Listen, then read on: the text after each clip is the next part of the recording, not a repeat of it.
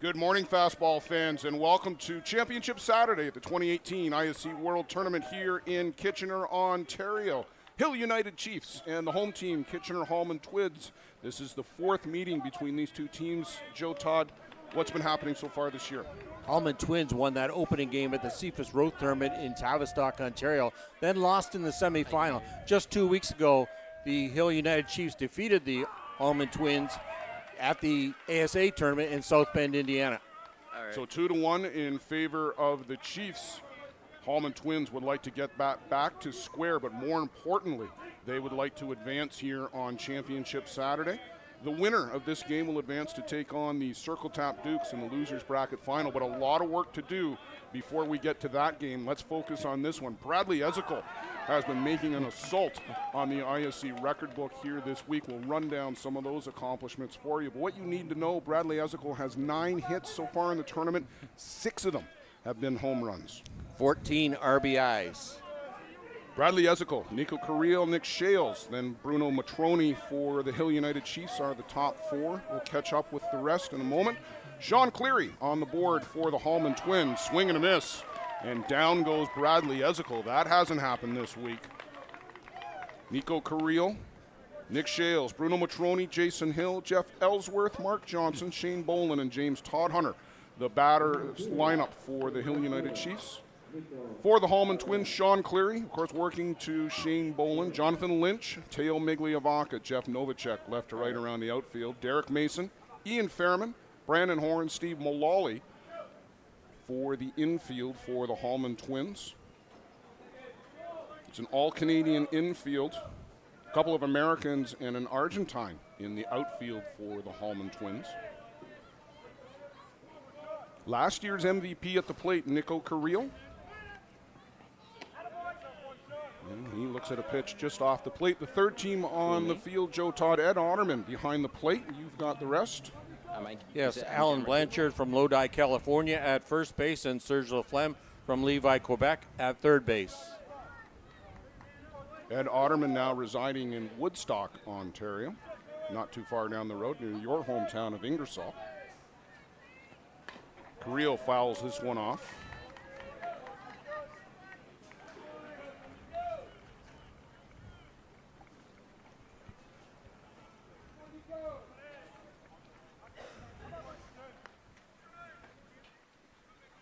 If you're just getting in with us on the ISC Network, welcome to Championship Saturday. Blair Setford, Joe Todd here on ISC Network. Hallman Twins in red on the field. Pinstripes for the Hill United Chiefs. And Joe Todd, the rain that has, I want to say plagued us, but it really hasn't been a plague. It's more like bedeviled us over the last couple of days, has disappeared. It's still hot. It's still humid here at Peter Hallman Ball Yard, but it is a gorgeous day for Championship Saturday. Grounds crew have done a great job on the diamonds overnight. Swing and a miss by Nico Carrillo. Sean Cleary's at his best, A, when he works ahead. Of course, you can say that for all pitchers, but B, when he attacks the strike zone and attacks the hitters. If Sean Cleary is nibbling, he's struggling. Sean Cleary seems to be always in trouble the first couple of innings. If he can get past those first couple of innings, the Hill United Chiefs will be a big, tough opponent for him.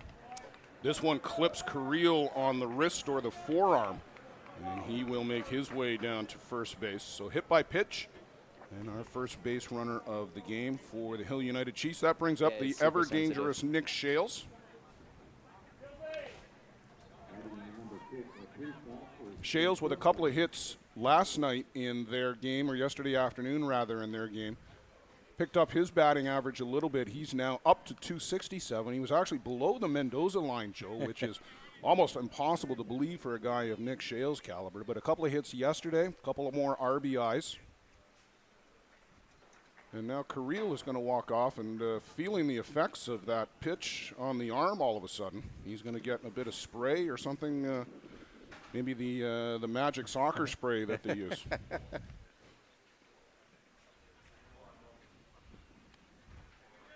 Even just the spot that he got hit, maybe a reoccurring injury again.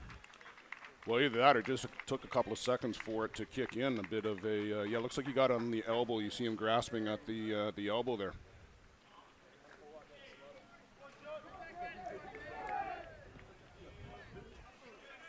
For Hill United, the key for them will be to get in front early and play with a lead. They are virtually impossible to come from behind against.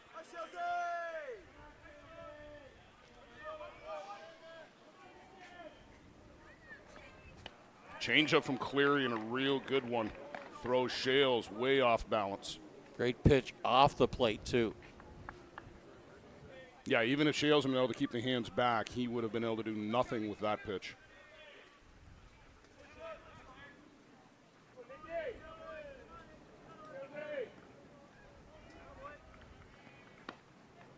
Just inside. 1 ball, 1 strike to Nick Shales.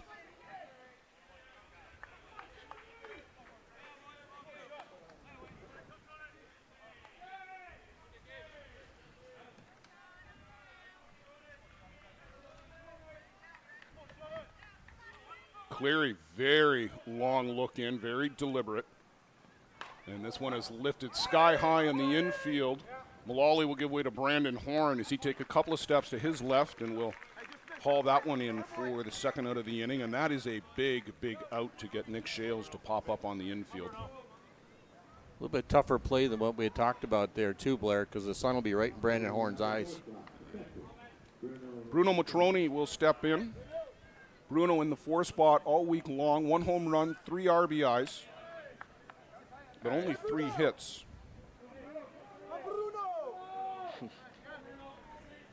It's been Ezekiel, Jeff Ellsworth, Shane Boland, and James Todhunter who really have been carrying the load here for the Hill United Chiefs this week. Chop foul down the left side.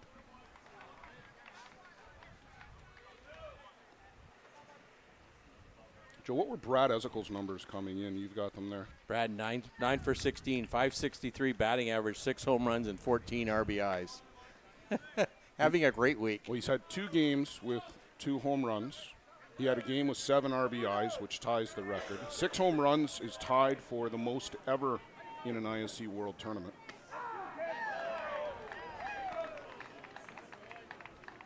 So he's got a chance at a couple of records here this week. Possibly, potentially, of course, most home runs. That is dependent. 3 short of the RBI right now. 3 short of the RBI record, which is jointly held by Donnie Hale and Wayne Laulu.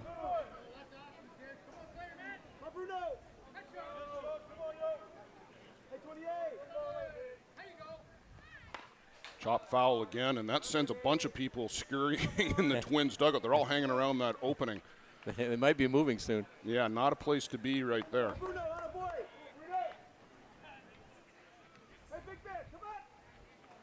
Bruno from Argentina, a captain on their national team. They'll be headed over to the Intercontinental Cup. We had Jakub Kopriva from Czech softball here last night telling us all about that. Hopefully you were with us. This one is reached up and poked foul. He went way up in the strike zone to go get that pitch. Went to really reach high out of that strike zone, as you had talked about. Sean Cleary threw a nice rise ball. Kind of threw a little bit off speed too, but Matroni went after it. No balls, 2 strikes. Jason Hill awaits on deck if it gets that far, but right now it's in the hands of Sean Cleary and Bruno Matroni. Nico Carrillo out at first, hit by pitch. On the move, and this was chopped on the infield to Ian Fairman. The sidearm sling across the field for the 3rd out of the inning. Nothing across for Hill United other than the hit by pitch. 1 runner stranded. We will go to the home half, scoreless here on the ISC Network.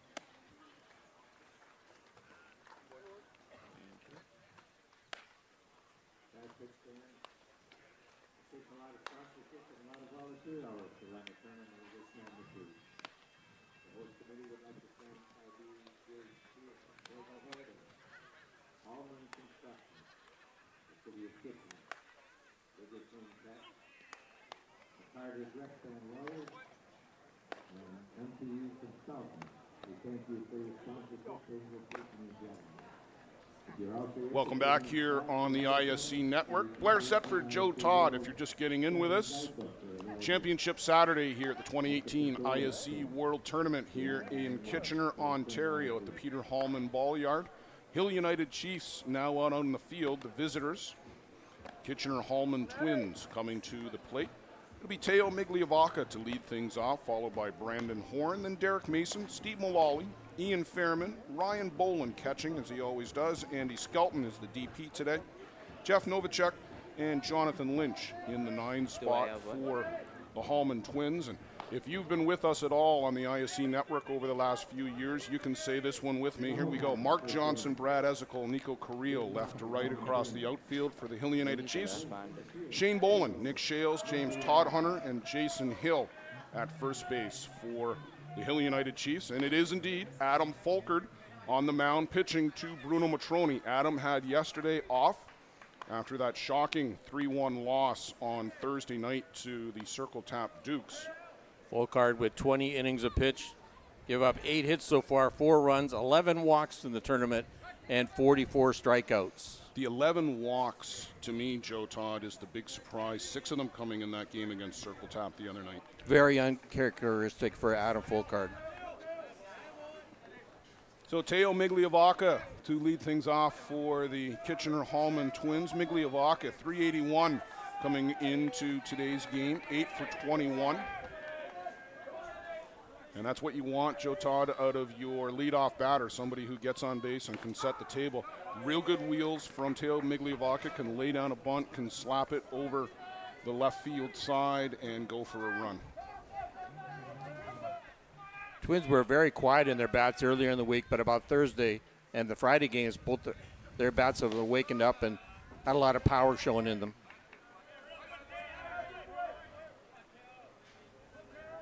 A little bit of a breeze out there, just enough to keep things sane. That sun is beating down. It is very warm at field level. I was down there right before the game. It's still humid here in Kitchener. We've had some rain off and on over the course of the last 2 days. We had a little bit of it Thursday afternoon. It rained very hard here in Kitchener overnight.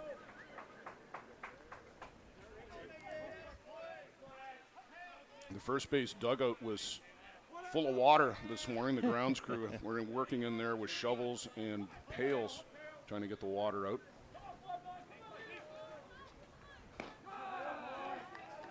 Just off the outside corner. Not my zone, says Ed Ottoman. 2 balls, 2 strikes on Teo Miglia leading things off. We're here in the bottom of the first inning. No score. Hill United Chiefs stranded 1 in the top of the first. And Teo Miglia leading off here in the bottom.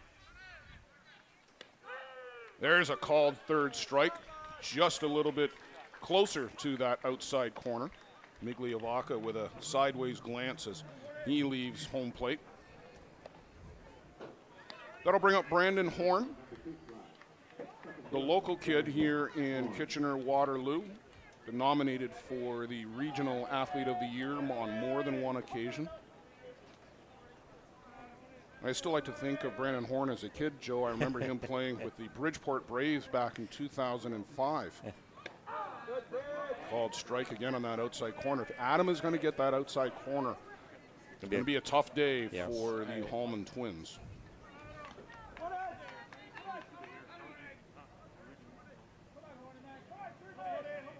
Long pause from Adam. You'll see this from both him and Sean Cleary. Occasionally try to wait out a batter. Throw off the timing, you throw off the rhythm. Brandon Horn, 7 for 21 in the tournament. He's a perennial all-star, it seems to me, Joe. I'm almost surprised when he doesn't make an all-world team. This one is lifted up to short center field. Bradley Ezekiel will range across to his left and reel that in for the second out of the inning. We'll bring up Derek Mason.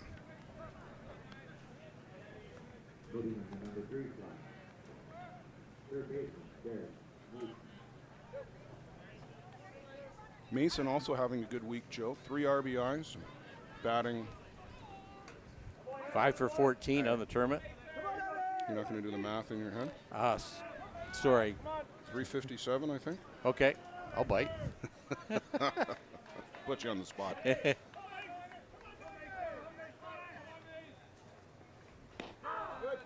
Again on that outside corner, and with the trio of lefties at the top of the Twins lineup, Adam getting good target practice, working away on that outside corner. He's found the range pretty quickly right now.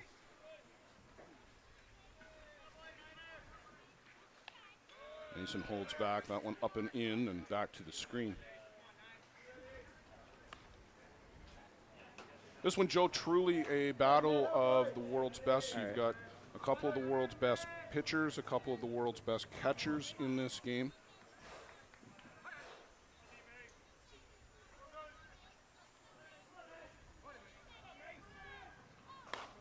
Line shot knocked down by Todd Hunter, picks it up, and underhand toss to first for the final out of the inning. So down go the Twins in order. We're scoreless through 1 complete. Hallman Twins and Hill United Chiefs coming to the plate. Stay with us here on the ISC Network.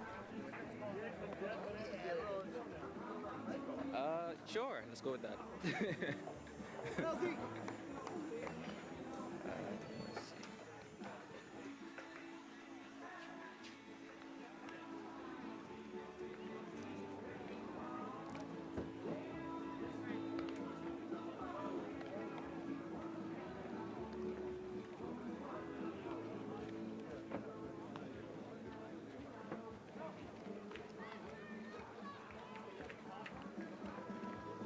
No, they brought me a zoom arm. A zoom control. Yeah.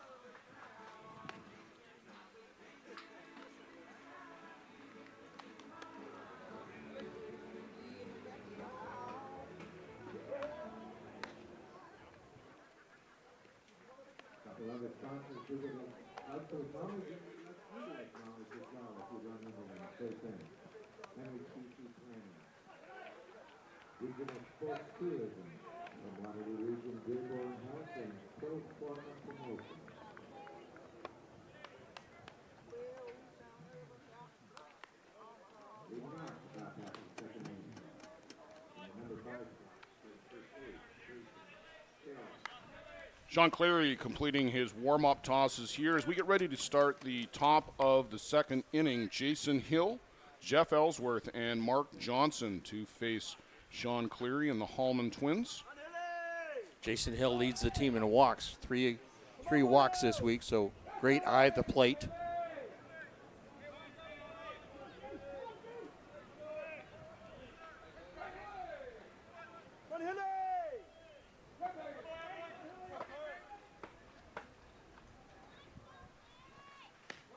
And looks away at the first pitch for ball 1. You cannot pitch Jason Hill inside. Not quite, but very close to a dead pull hitter. Anything inside, he will smash it down the right field side. Steve Mullally 3 steps back of the bag at first.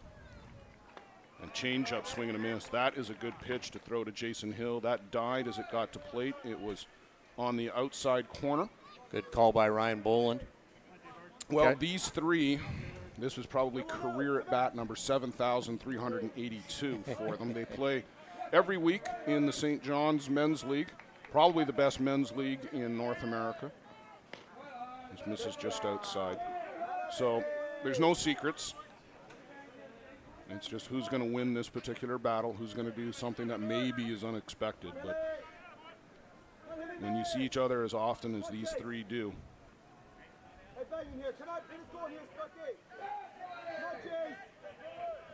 2-1 on Jason Hill. Chop foul, so make it even at 2-2. We're here in the top of the second inning, scoreless between the Hill United Chiefs and the Kitchener-Hallman Twins. The wind starting to pick up just a little bit, Joe, blowing left to right across the outfield. The flags, you see them there just beyond that blue and white striped tent. Cleary nods at the sign. And upstairs. Full count to Jason Hill leading off the top of the second inning. Jeff Ellsworth, the designated player, on deck. Jeff's had a great week here at the ISC World Tournament, Joe. It's almost like he never left. Great ball player. Away from the game a couple of years. Off coaching Canada's junior men's team, and this one chopped foul at the plate.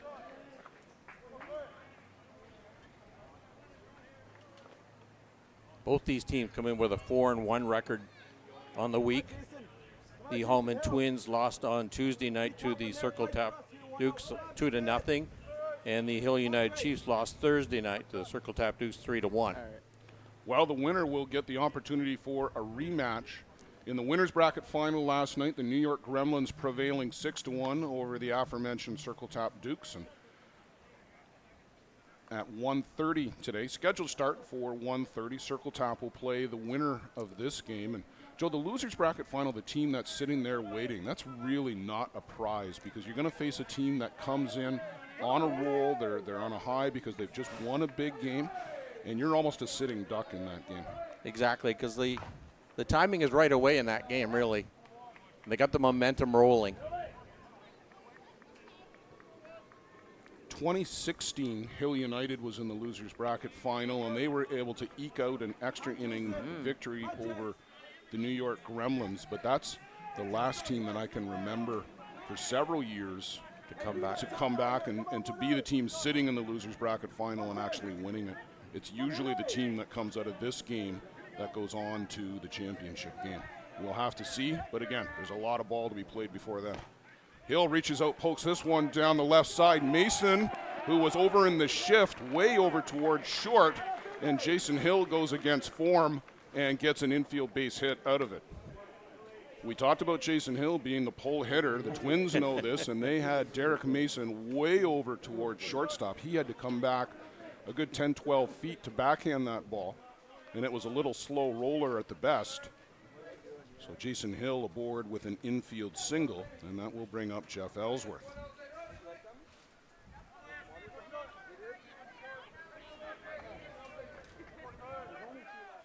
Ellsworth batting .462, coming in 5 RBIs. An opportunity to collect another here.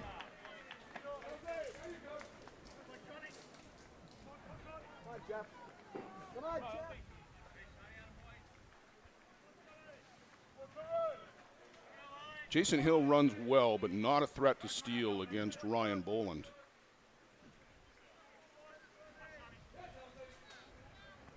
Ellsworth bunts right to Sean Cleary. Never even looked at 2. The underhand toss to 1, and they get Jeff Ellsworth on the sack. Great execution by Ellsworth to lay down that bunt. Yeah. Pushed it more to the right side of the infield, forcing Cleary to go to first base. Yeah, Sean would have had to have stopped, planted, and thrown to second. There's a big risk there with pitchers throwing overhand, turning, and trying to hit what is essentially a moving target of a shortstop coming across the bag.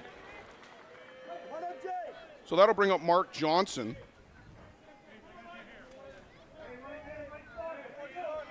Hill United here threatening with a runner in scoring position in the top of the second inning. Call to strike on the inside corner. Joe, there was a time you could throw Mark Johnson 3 changeups and get him swinging every time. Not so much these days. He's really worked hard on the game and made the adjustments to be able to hit that pitch. Great disciplined hitter now. That's great. Has a great eye and really knows his strike zone well. Doesn't go chasing. He's not right there, able to hold back on a high pitch from Sean Cleary.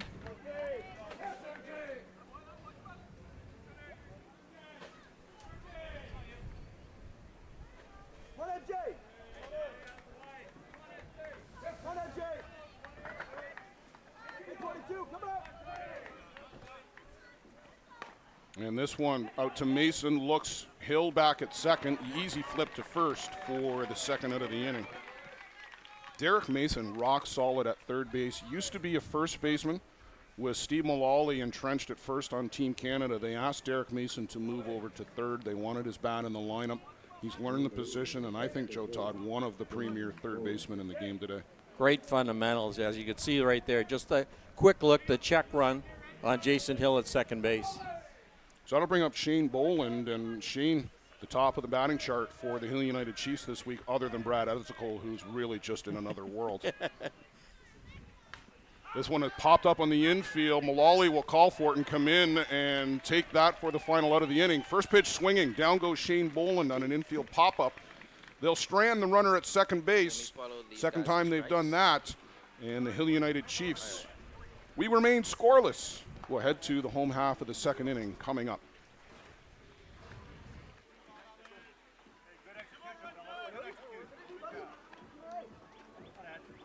All right.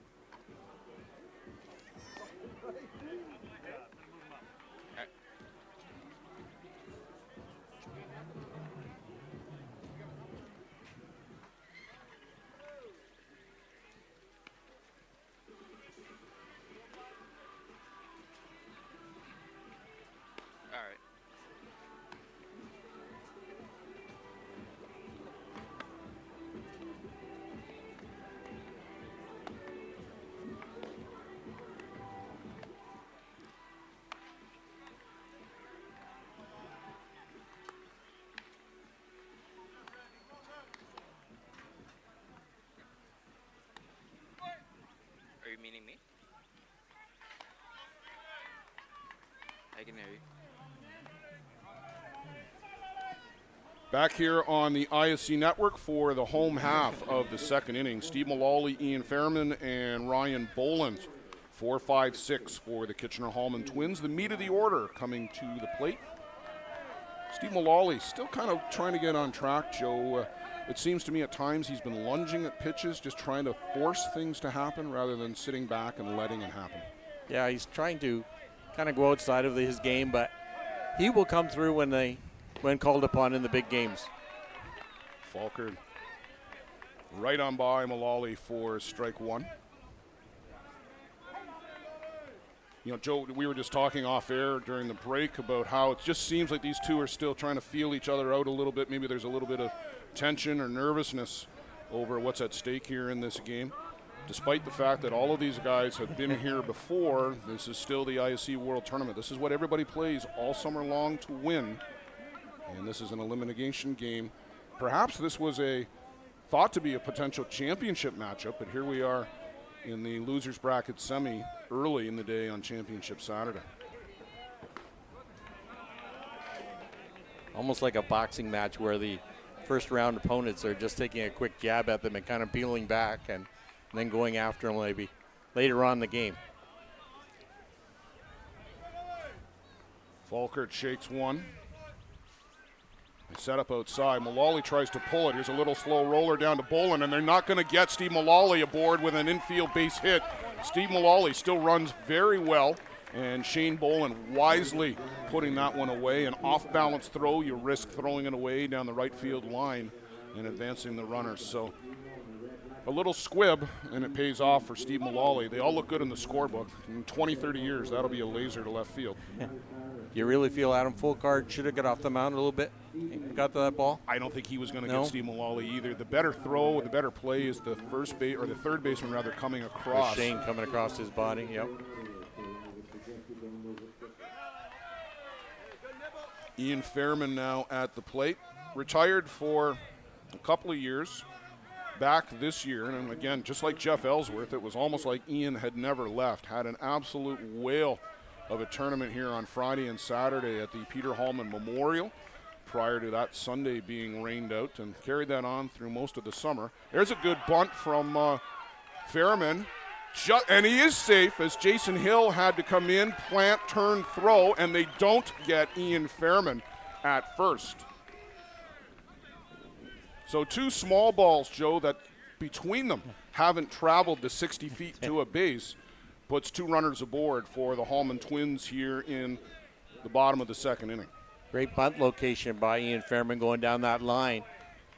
Jason Hill picked that ball up, but I think he could have fired a little bit harder. Do you think he kind of lobbed it a bit, potentially? I don't think so. I don't know that he threw a seed to first, but he certainly didn't snowball it either. Yeah. So Ryan Boland to the plate, and do you put the bunt on again? Sure. You do. Yes. Do it till they do it right. Downstairs, blocked rather well by Bruno Matroni. That one skipped right in front of him. I give Ryan Boland the green light, if only because he's one of those few guys that actually does seem to hit Adam fairly well. Ryan Boland 5 for 14 in the tournament. Swing and a miss there, Ryan Boland underneath that rise ball from Adam Falkert. So, Joe, you posed an interesting question before the game, which I thought was brilliant. If you're Janet Boland, who are you cheering for today? She's got a son on each team. Third baseman Shane Boland for the Hill United Chiefs. At the plate, older brother Ryan Boland. 2 sister-in-laws. I'm glad you clarified 2. Both of them just became fathers in the last 6 to 8 months. So it's been a very good year for the Boland family. Oh, interesting. Long pause from Adam Falkert on the mound. Swing and a miss. That gets through the wickets of Bruno Matroni. He can't get past Ed Ottoman. Ryan Boland will be out on that play because first base was occupied, but that's as good as a bunt, Joe Todd. He gets both of those runners up to second and third. 2 guys now in scoring position for the Twins. Great job by Ryan Boland there. Even though that strikeout, very key there. Took that inside pitch. Bruno Matroni unable to take control of that third strike pitch and advancing those 2 runners. Ian Fairman came down for a conference with Coach Steve Kuzer, so that's his offensive conference for the inning. Andy Skelton will step into the plate. Andy has almost been platooning with Hayden Matthews as the designated player. They're looking for somebody to get hot in this tournament. Called strike. Andy nods in agreement. Big chance early in this game for the Twins to put some dents in that scoreboard here.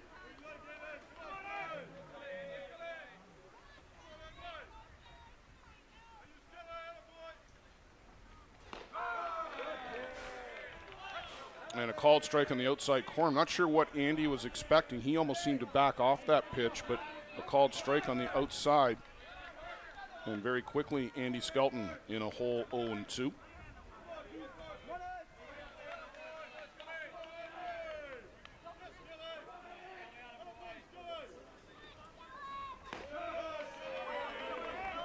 Just a little bit outside and high, perhaps. So 1 ball, 2 strikes on Andy Skelton.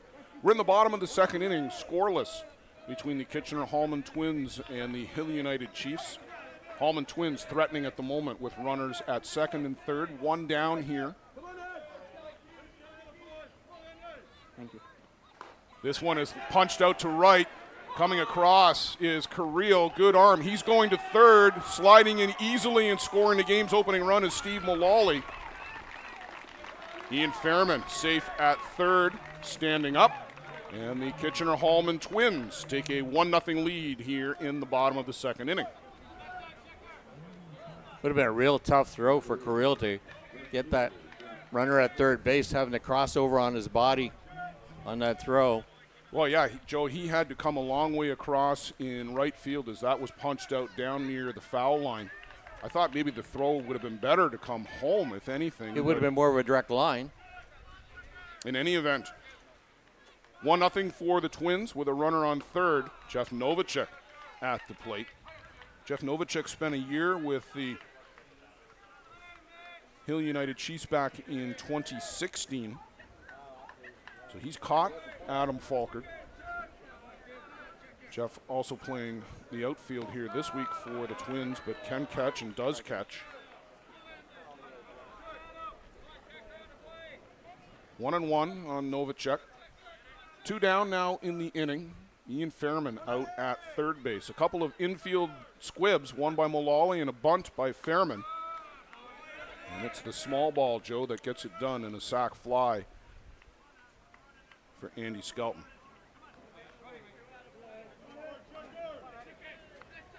Small ball coming through early in this game. Ground ball to short. Shales flips to first for the third out of the inning. Jeff Novacek. The Kitchener-Hallman Twins strike first. They lead 1-0 through 2 complete. Stay with us here on the ISC Network.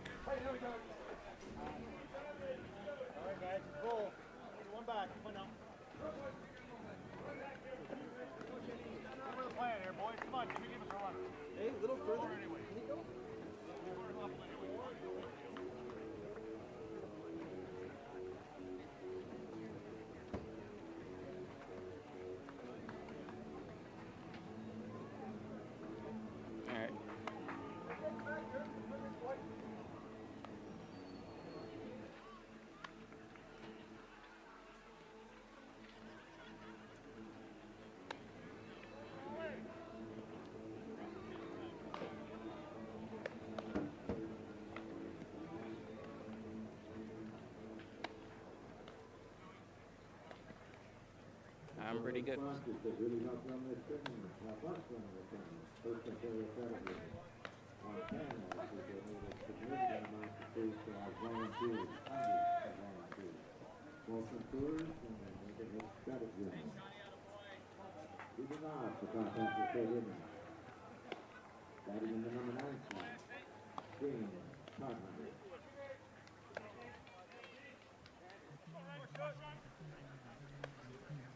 Back here on the ISC Network as James Todhunter steps in for the Hill United Chiefs. They now trail 1-0 to the Kitchener-Hallman Twins. Todhunter, the 9 batter for Hill. The red-hot Bradley Ezekiel awaits on plate, and we are joined in the booth here by a true legend in this game of fastball, Pete Landers. And Peter, thank you for joining us up here in the booth. And thanks for having me up, we're pleased to have Joe. you. Pete Landers, subject of a documentary that you and I worked on about a year and a bit ago, the 1972 Canadian Championship. You pitched in a few ISCs with Oshawa Tonys as well. Tell us about that. Yes, I've been in 3 of them, and the first one was in '77, where we ended up 3rd, and then I went again in 1979, and we ended up 5th or 6th. I didn't have a very good tournament, and then I went again in 1980 in Phoenix with the Grimsby Peach Kings, and we ended up 3rd again. I ended up on the first All-Star team the first year I went, and I ended up on the second All-Star team the 3rd year I went, so I'm quite proud of that accomplishment. Back then, of course, there was only one Canadian berth to get to the ISC World Tournament. It was pretty tough to qualify back in those days. Yeah, there was one from Ontario, and then the Western provinces had a representative too. Called strike there on James Todhunter. Pete, you've been pretty active still in the game. You've been coaching junior ball the last few years, and I see you at a fair number of men's tournaments over the year. It's a little bit different back from when you were pitching in the ISC, the way the game has developed. Well, it is. Like right now, you're seeing a game like we had in the old days. You actually see them bunting players to second base when there's nobody out, or only, runners at second and third, nobody out. They're bunting like we did in the old days to move guys over. And this is a pitching matchup like you would have seen many, many times back in our day, where, of course, we had many better, many good pitchers, as the top 4 teams have here. A walk to James Todhunter, the 9 batter, and that's a double no-no. Walking the 9 batter and walking the leadoff batter both at the same time. Pete, you never wanted to do that as a pitcher. No, you don't, because you're getting to the top of the order, and if you've got a runner on base, it gets pretty tough throwing out there. The good pitchers seem to get a little extra adrenaline when there's runners in scoring position and runners on base, and they seem to deal with it pretty fair. So Bradley Ezekiel laces this one just foul down the left side. He is hitting the ball so hard right now. Here's a guy, 9 hits, 6 of them for home runs here this week. Already 14 RBIs in 5 games. When you see somebody that hot, what do you do? How do you pitch around them? Or do you? You try and throw a lot of off-speed stuff to them. You know, like usually when they're hot, they're on the fast stuff. So you try, of course, I always had the real good curveball, which was a neutralizer for most batters. And I would use a lot of change-ups on the batters that were really hot. And it's tough. It's doubly tough here because these three, the pitcher, the catcher, and the batter, all play in the same league back at home in St. John's, Newfoundland, and Labrador. So they see each other 700 times over the course of the season. So there's no secrets out there. That's correct. But then when we were playing, you know, we would play Richmond Hill, say, we would play them at least 30 times a year. So you just kept every game. You threw every game the same as you threw the last game, and it always worked out pretty good. Pete, both of these teams are based out of Ontario. Of course, a lot of international players and whatnot. But when we talked a year and a half ago, you and Bobby Smith both talked about how the quality of ball in Ontario was really the hardest place to qualify, and you always got the best ball games in Ontario. Yes, you know, I can remember when you went to an elimination tournament to go to the Canadians, you had 32 teams there, and they were all good teams. It was hard to get to the Canadians, you know. And when we had the Ontario Fastball League, it was a very, very high quality league, and you know, you had games like this every night. Scores were 1-0, 2-1.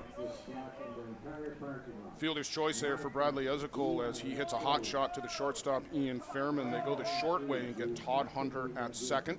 That brings up Nico Carril. Hit by pitch back in the first inning. So Sean Cleary now working with 1 out and a runner aboard. And this one fouled up and out. I've been watching a lot of the games, you know, through the ISC network. And I find, when I was here 5 years ago, I find that the teams have improved. Like the ISC2 has really made a big difference to the teams coming here. Because if you didn't have a real good team, you were coming here for 2 games and going. Now you have a chance, and it makes it worthwhile to coming to one of those things. So I'm really happy with the way it's become organized and run. Thank you. Well, that's great to hear.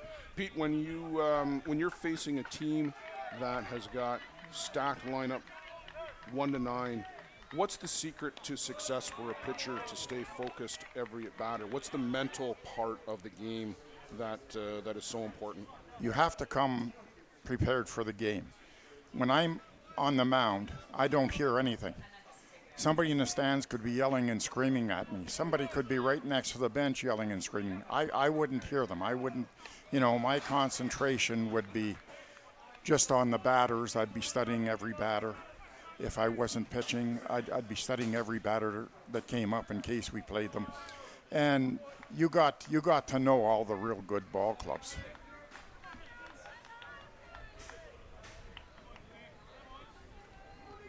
Sean Cleary, long look in here facing Nico Carrillo, and this one skips in, handled well by Ryan Boland. So 3 balls, 1 strike, 1 down here in the inning. Brad Ezekiel aboard on a fielder's choice out at first base. It's good to see the 2 pitchers come out and have a good game again. They both had, you know, a fairly rough time a couple of games ago, and now they're back to where they should be. You know, they regrouped, and so it's nice to see. Called strike upstairs. It will go to a full count here with 1 out. On those rare occasions when you did suffer a loss in a tournament, you had to put that right behind you right away. Oh, absolutely. You didn't worry about it. Yeah. You know, if I threw a perfect game, that's great. But you got to throw again the next game, you know, so it doesn't. It's just one game. It goes in the stats, but it doesn't really mean a lot when you're in a tournament or something. It's just one game. You got to come back and throw. Skips off the foot of Carrillo, so he'll actually get his second hit by pitch, but that one bounced and still tapped him on the toe, I think, Joe, on the way by. It was ball 4 regardless. So Nico Carrillo aboard the second time.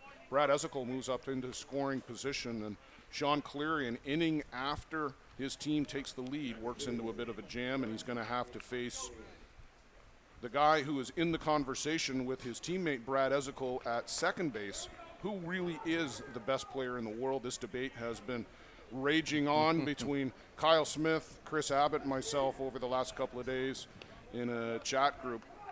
Hard to believe that perhaps the two best players on the team, or in the world rather, are on the same team, Joe. Yes, they're both got tremendous talent, and great to have them here on display this weekend. Shales popped up on the infield his last trip. He's moved forward in the box too, Joe, it looks to me. He's not right on the back line like a lot of guys. Chases way upstairs. You don't see Nick Shales do that too often for strike one. And Pete, almost a gift there from the batter. Oh, absolutely. Absolutely. We're joined here by Pete Landers, the legendary Pete Landers, a member of several Halls of Fame. Only competed in 3 ISCs, but made the all-world team in 2 of them. Swing and a miss again, and Nick Shales chasing up and in, and now down and out. There's what the game's all about. Who has the advantage Great pitch. with runners in scoring position, the pitcher or the batter? I think they're equal. I think all you have to do is make sure you don't make a mistake. You got 7 guys, 8 guys behind you. Make them hit the ball somewhere or strike them out. Sounds easy. This one is lifted out to center field, ranging back to the fence. The jump, the grab, and out of play with the catch. Teo Miglia Vaca steals one from Nick Shales. They're trying to call that a home run, but that's an out and a catch and carry in my view. Yes, mine too. Absolutely. He caught the ball before he hit the fence. Knocked the fence over after he caught the ball. So we're going to have a discussion here with our umpires, Serge Laflemme, Alan Blanchard, and Ed Ottoman. And Yeah. it seemed very clear to us that he caught the ball at the fence and went through it as he made the catch. I don't see any argument whatsoever for this to be a home run.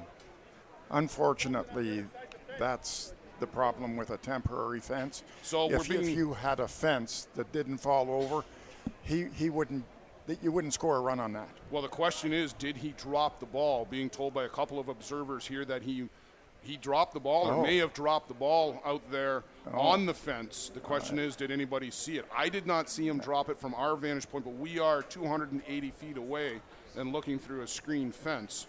So Yes, that's correct. So if he did drop the ball, then it's a question of did he drop it outside the boundary of play? And I am not an umpire, nor am I a rules expert, so I'm not sure what the possible outcome is, but it is now more likely that there is an argument for a home run, so I will retract that earlier statement given the fact that if he did drop the ball. I think it would be hard for even the umpire to see because he's not right out there. He's only going out part way. He's running out. He's in motion. That may have been hard to see indeed. We've got 17, 18 ball players, a couple of coaches. Everybody is crowded around here. You've got a great shot of the discussion going on right now. And John Hill and Larry Lynch are both in on the conversation. So I'm wondering, is it being called an out or is it a dead ball? Nick Shales hasn't budged off of first. Regardless, I think we've got a tie game because Bradley Ezekiel came all the way around and scored, and there's no mention or motion of sending him back anywhere.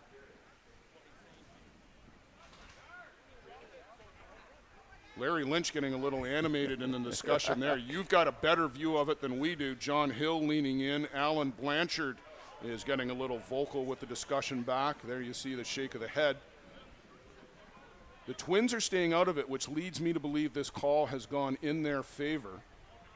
Waiting in the wings for his say is Steve Kuzer. He's at the back of your frame there. Ron Hackett is out there, and Fred McKean, rather.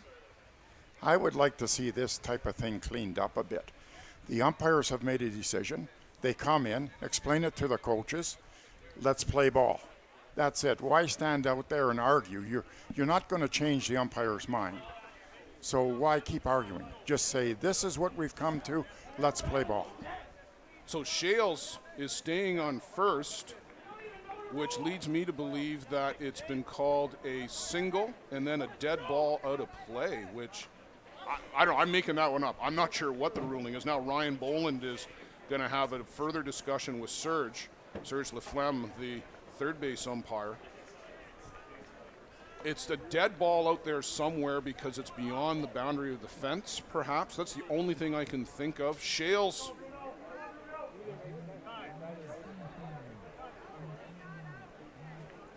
And now we're going to confirm there's still only one out. Shales still hasn't left first base. You were right when you said earlier, it seems, that he must have dropped the ball when he was out there, because that's the only way he would be on first base.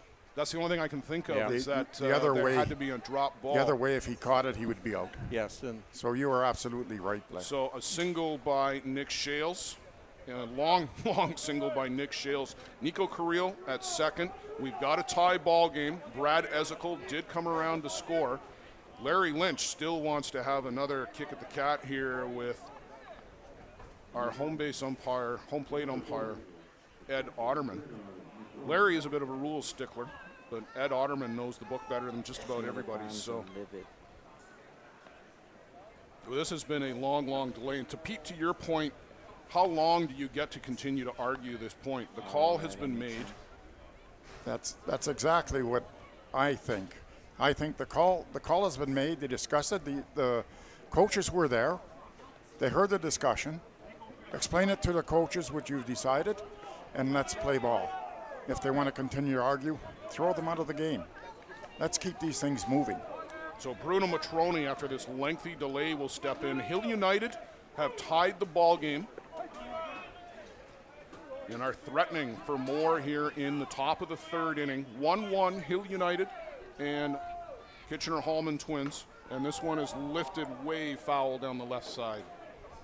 All right. So, Pete, when something like that happens as a pitcher, you've been out there standing now for 10, 11 minutes. You haven't really been throwing or anything. How tough is it to get back into your rhythm, or would you go find a way to throw? I would throw to the shortstop or the second baseman. I wouldn't just stand there. Like all the infielders all came together. I would be throwing to somebody, just soft tossing to them.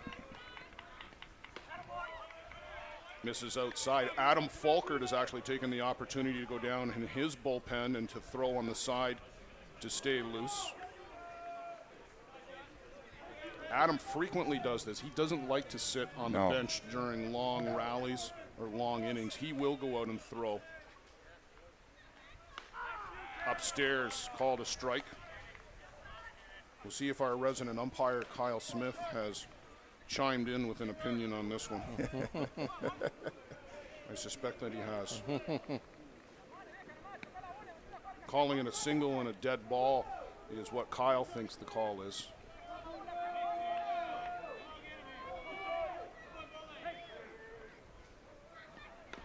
Matroni chops this one foul. So really, it's a bit of a bad break for the Hallman Twins, as I thought that Miglia Vaca had made a great catch out there and stolen one from Nick Shales, and essentially he did. He absolutely stole away a home run, turned it into a single. The bad break is that they didn't get the out on it. They gave up the run.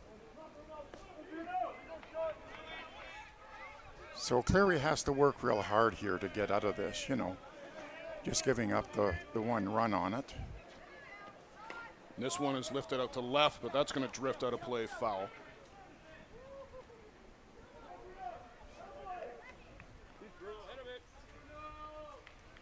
So we'll reset. We'll get a new ball for Sean Cleary to pitch. Bruno Matroni at the plate for the Hill United Chiefs. A tie ball game. You knew that one run was never going to make the difference in this one.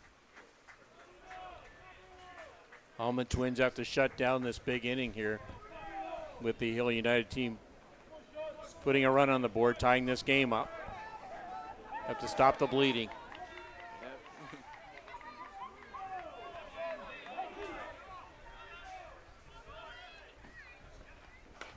Chopper on the infield. Horn flips to Fairman. Back to first. Safe at first. Bruno Matroni runs very well for a catcher. And Nick Shales stays out of that easy double play by easing up and making Brandon Horn flip the ball to second. Very alert base running by Nick Shales. I said he was definitely not safe, but whatever. Nico Carrillo up to third base on the play. Cleary seems to have trouble finding the corners right now. A lot of those pitches are coming down close to the middle of the plate, and they're getting the bats on it pretty good. He has to find the corners again. So Cleary and Ryan Boland will discuss to get on the same page. 2 hit batsmen and a walk so far for Sean Cleary in the 3 innings of work. Well, Jason Hill had that little nubber of a single. They played the shift, and he went against form and hit the squib right down the third base line.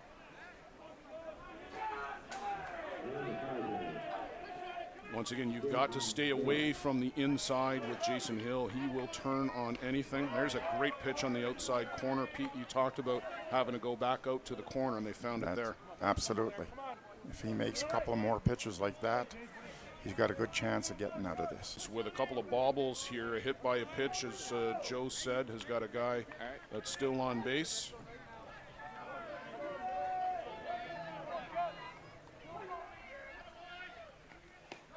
Just missed on the outside corner. Can't quite find the range just yet. 2 balls, 2 strikes, 2 out, 2 runners aboard. Tied at 1, each team with a pair of hits so far. But Hill United threatening to take the lead here in the top of the 3rd inning. 2018 ISC World Championship. It's Championship Saturday. Ground ball by Jason Hill, scoots past a diving Brandon Horn, and Hill United take the lead 2-1 here in the bottom of the 3rd inning. Jason Hill reached out and poked that one back up the middle. A good pitch, I thought, Pete Landers. Jason Hill, good batting, taking that back where it came from. Absolutely. He stayed right with that pitch and just hit it where it was pitched. Back-to-back singles by Hill. And Jason Hill has been a longtime nemesis of Sean Cleary. They see each other all the time back at home, and Sean unable to get Jason Hill out here. That'll bring up Jeff Ellsworth, a sacrifice bunt. His last trip, it was a real good one, with lots of pop in the bat of Jeff Ellsworth. Good speed, too.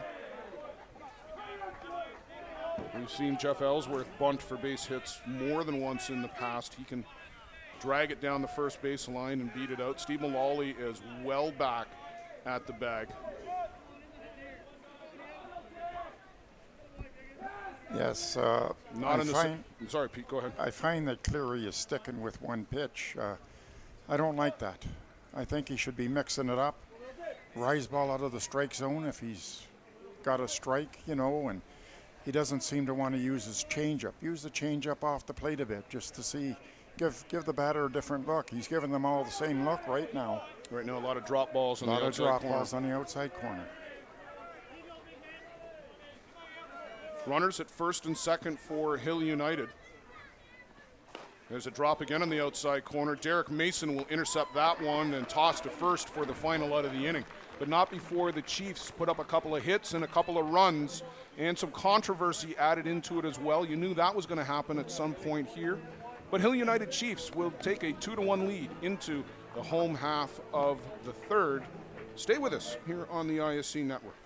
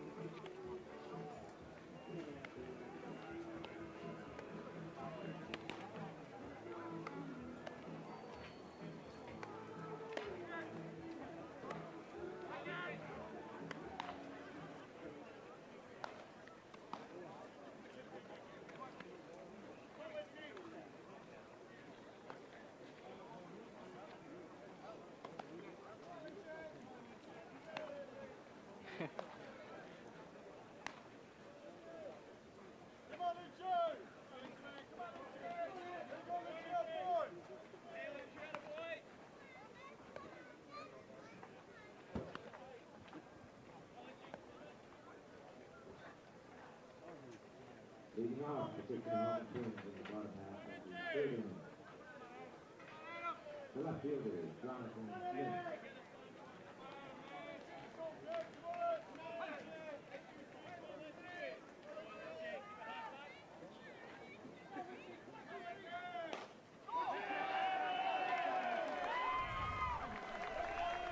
A leadoff single here for the Hallman Twins as Jonathan Lynch gets things going in the bottom of the third inning. And for the Hallman Twins, Joe Todd, you want to get right back onto the sticks and get things rolling to get this game back to square. You had the lead, you gave it right back up, and now you've got the tying runner aboard.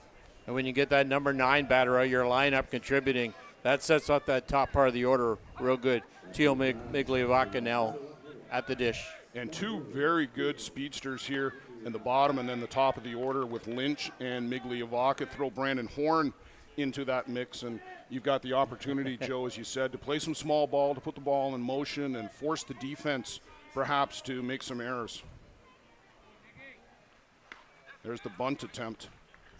Yeah, we talked about this with the Gremlins last night, Joe Todd. The top teams don't get enough credit for their defense. You look around the infield here, and you have got some top-notch defenders for the Hill United Chiefs. Same on the Kitchener-Hallman Twins side.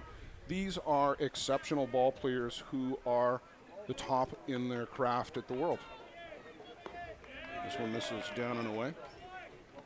And they don't get enough credit, I don't think, for the defense. Nick Shales made an absolute beautiful play last night to help preserve that perfect game by Pablo Miglia Vaca with a diving stop, got up from his knees, fired a pill over to first.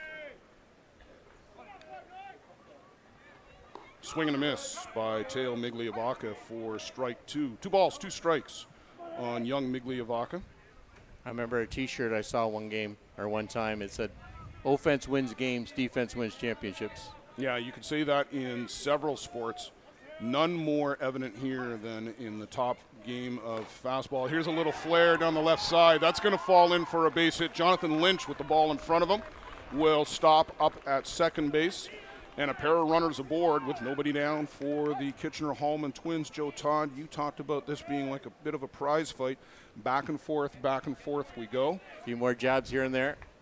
Well, we're starting to see some body punches now, perhaps, as the heavier rounds. We're getting into the middle innings now in the third, and the heavier punches are starting to come. So 2 consecutive singles by the Hallman Twins. Brandon Horn at the plate. Joe, are you bunting? Brandon Horn can't get this one down. Steve Kuzer got the sign on.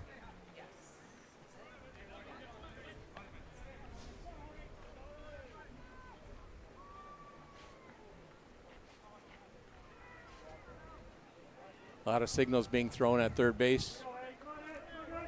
Both runners paying attention very intensely. Let's hope so. Nothing like a base runner staring out into space while you're giving signals. Been there. Yeah, done that. Brandon Horn, no sign of a square this time. 1 ball, 1 strike. Bit of a pattern, too, with Adam. Comes in for strike 1, and then the drop ball down and away. Pete Landers picked on it with Sean Cleary as well. A lot of drop balls away. Nobody willing to put in the rise ball that often. Here's one upstairs, but that's out of the zone for ball 2.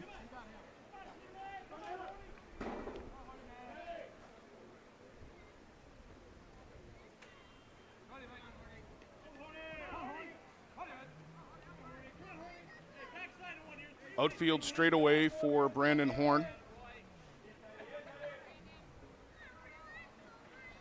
And here's a high chopper on the infield. Todd Hunter's got to come quickly. The underhand toss to Jason Hill at first base gets Brandon Horn, but that is effective as a bunt there. He won't get the credit for the sacrifice, but moves up both runners into scoring position for the 3, 4, 5 batters. Good job by Brandon Horn hitting the ball behind the runners. Exactly. Just advancing those 2 runners. Now both of them in scoring position for Derek Mason.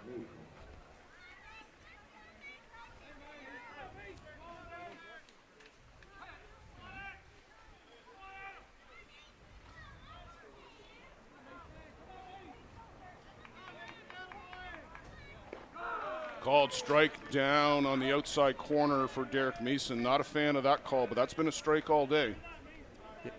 Yes, Ed Ottoman's been very lenient on that outside corner and consistent.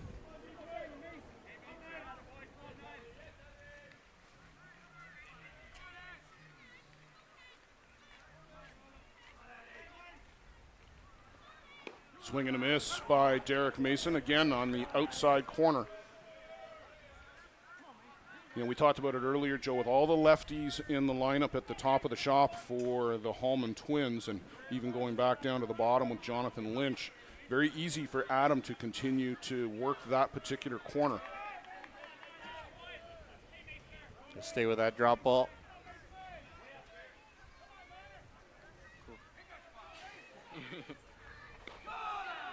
Just missing on the outside. Good eye by Mason not to chase that pitch. That one through what's left of the line on the right side batter's box.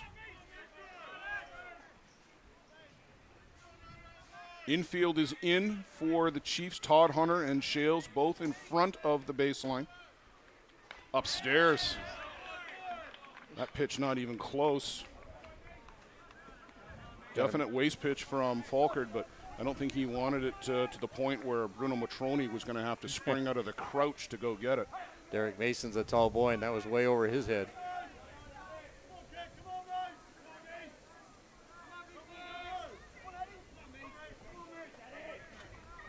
This one is lifted out into deep center field on a line way back. There she goes!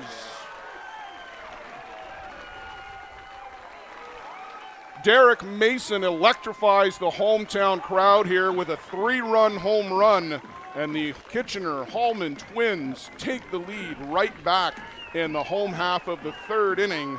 Now 4-2 for the Twins. Derek Mason got all of that pitch and drove it to more to left center, right out of that ballpark. Big 3 runs put back on the board after Hill United scoring 2 back in the top of the inning.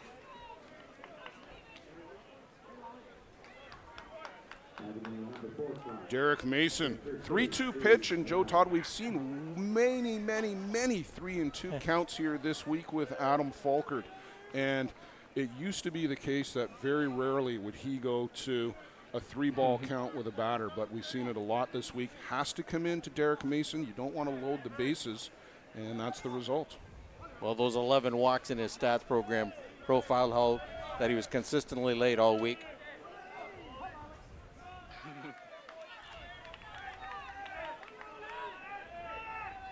Steve Mullally now to the plate, 1 out still in this inning. That pitch misses upstairs. These two were teammates for a number of years on the Hill United Chiefs from 2012 through 2016.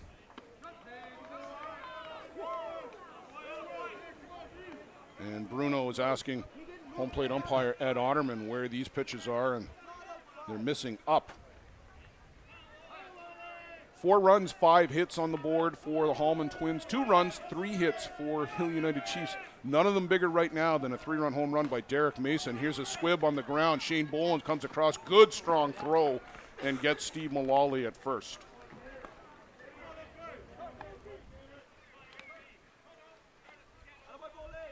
Nice bounce there to Shane over at third base for the second out of the inning. You do not get very many bad bounces on this infield here at the Peter Hallman Ball Yard. The grounds crew have just done a magnificent job here all week long, keeping the field playable. Swing and a miss. Falkert took something off. You don't often see Adam with the full-blown changeup. Way out in front was Ian Fairman. Fairman singled in the second, got as far as third base.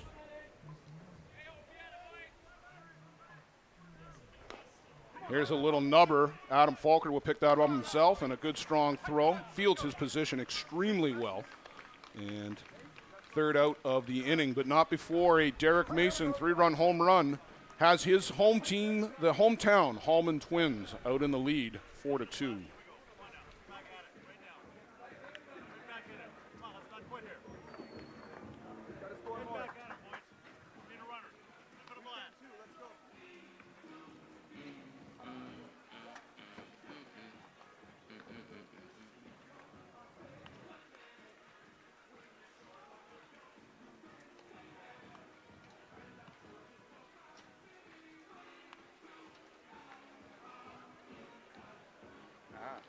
think they'll see me.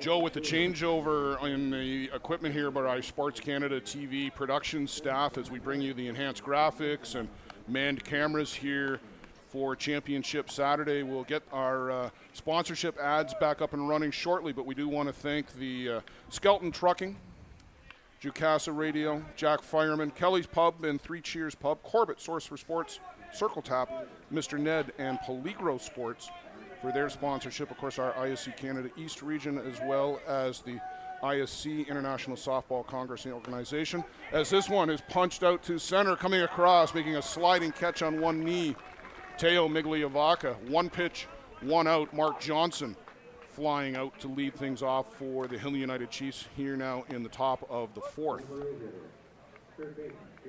Great range by Miglia Vaca to go track down that ball. Had to go down on one knee to pick up the out. And Joe, Hill United Chiefs, they had coming into the ISC tournament here this week, I'm going to go by memory, but I think it was a 36-3 record in ISC play since 2012. They lost in the championship game in 2012. They lost the losers bracket final and the championship in 2016. That's been it. And they've led just about every inning of a lot of those games that they've played. Up over the glove of Steve Mullally, but that is just going to fall foul down the right side. Mullally went up to try and get it, but that one, Joe, always had a bit of a hook. Tail. Off swing. Or TV.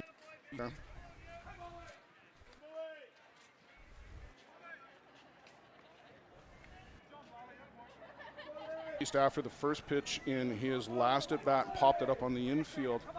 He'd like to set the table for James Todd-Hunter. There's power up and down the order for both of these teams. Any guy can hit the ball out of the park at any time. This one is poked up on the infield as he reached for that one, tried to pull it. Ian Fairman will reel that in for the second out of the inning. And Joe, for Hill United, 7-8-9 here in the batting order.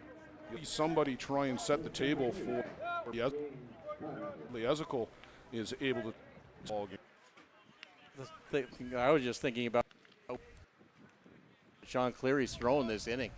They've just put 3 runs on the board, and Sean's only thrown 4 pitches. Hill United too selective at the plate. No, they've outsmart pitch. Shane Boland. James looks at the first one for a called strike.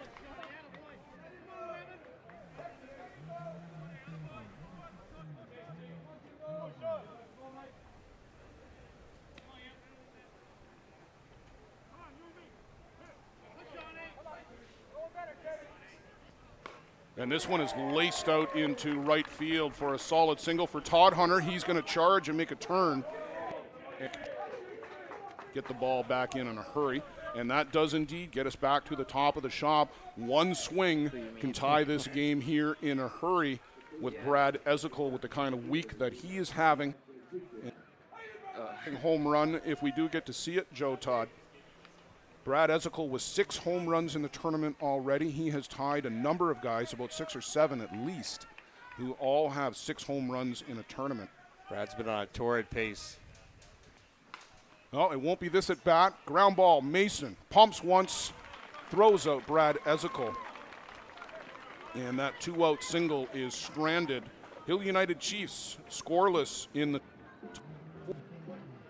Twins will look to build on this 4-2 lead that they're currently enjoying. We go to the home half of the fourth. This ISC.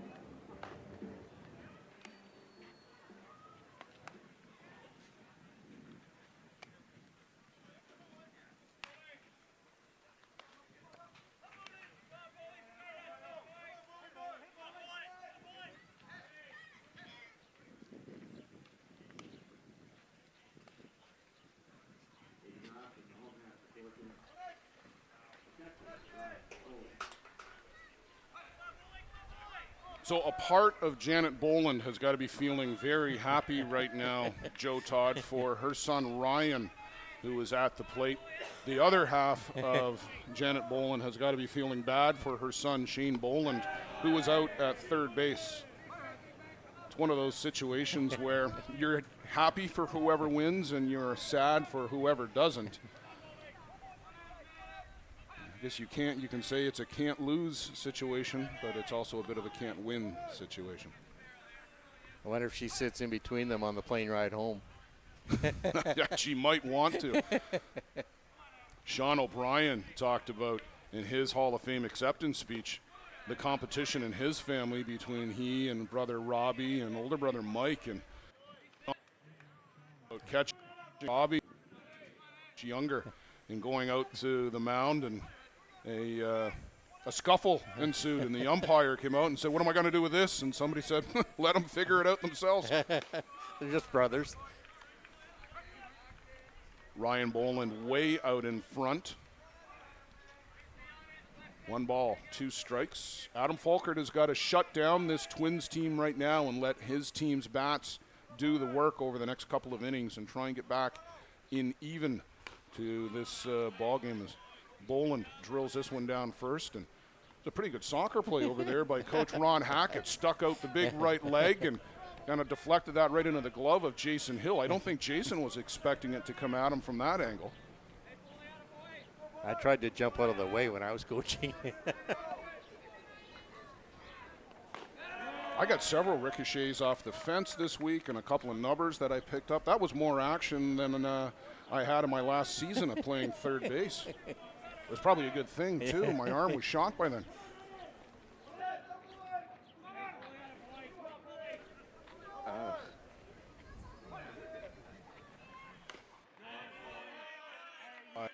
Boland staying off for the Kitchener-Hallman Twins here in the bottom of the 4th inning. That's G. Boland down on strikes in the 2nd.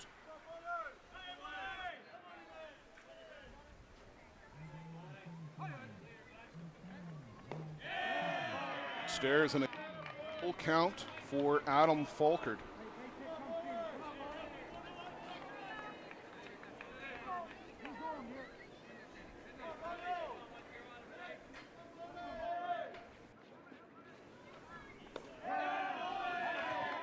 Missing inside. Boland, he had a notion to go after that pitch. Down and in, they changed up the pattern a little bit coming inside. Where's he going? And we will see a pinch runner right away for Ryan as Gonzalo Mosmu, number 6, will come on to run for Boland here in the 4th inning as Steve Kuzer goes to his bench. Good idea here. You put a much faster guy out on base. As nobody out here, now you've got the opportunity to either play a little bit motion. He will certainly go first to third a lot faster than Ryan Boland. And ultimately, Joe, you get Ryan Boland out of the sun as well. Exactly. It gives Ryan a little bit of rest in between innings. He's going to have to catch 3. They're going to win the ISC World Championship. First walk for Adam Fulcard today. Swing and a miss by Andy Skelton. Andy had an RBI sac fly back in the 2nd inning to get the Twins on the board early. A couple times now we've seen Adam take something off the pitch. There's the hard stuff, but it handcuffs Matroni. No opportunity for Mosmu to advance, however.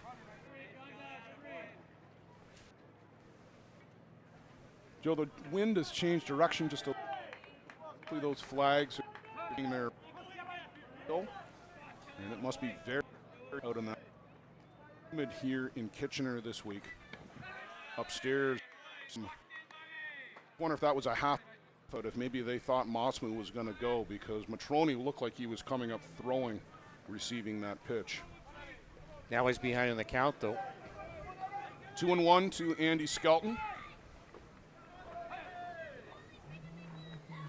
And this one about a 45 and a half turn by Bruno Matroni as it skipped right in front of the dish. 3-1, and a Joe again, a 3-ball count.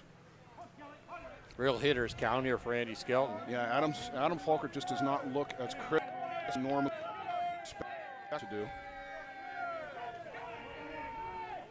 And ball 4, that pitch not even close. Back-to-back walks now.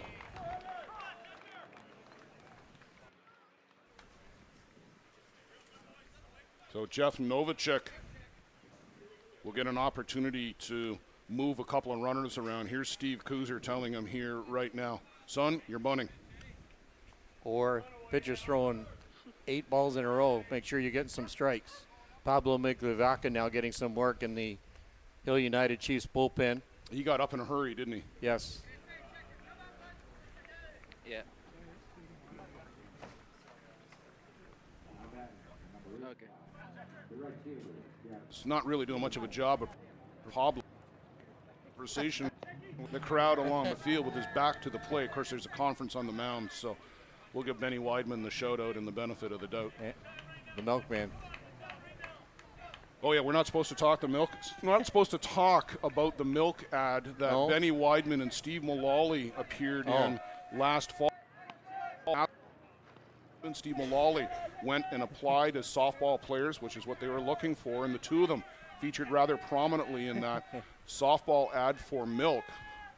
But I told Steve that I wouldn't talk about that on the broadcast. Okay, I'm glad you didn't. Yeah.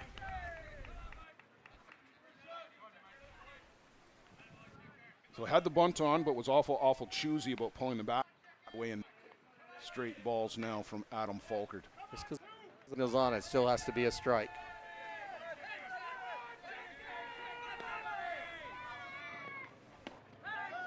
Back. Belief there with the deep knee bend that he didn't get the call on the inside corner. Novacek, one of the few righties in the lineup for the Kitchener-Hallman Twins, so the corner that Adam has been working on almost exclusively is the inside corner to the righties. And this one way upstairs, that's 11.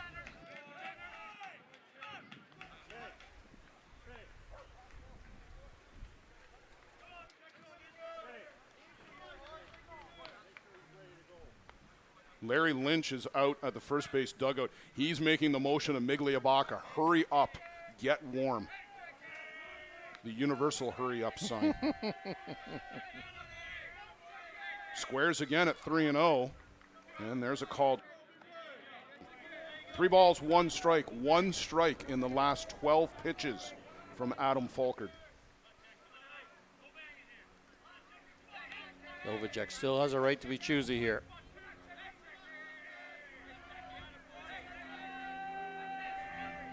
Bunt again, and he goes after this one. It's foul, and they actually were going to get Mosmu at third base. A real heads-up play there by Matroni, but he foul. So to Jeff Novacek, I think he almost did Adam a favor there, maybe by going after that one. Yeah, he went after a bad pitch, I thought. Obviously, you're aggressive. You want to get up there, get your pitch, but still got to be a strike in that strike zone. Novacek can't catch up with this one. And recovering from a 3-0 count, Adam Falkert, the world's best, does what he does, gets a strikeout when he needs it. Just the 3rd strikeout for Adam Falkert in the 4 innings of work today. Young Jonathan Lynch will step in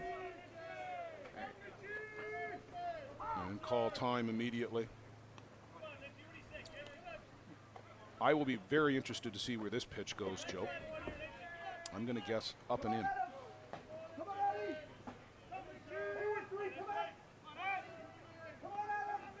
Long wait, turns and bunts, and it's up and out.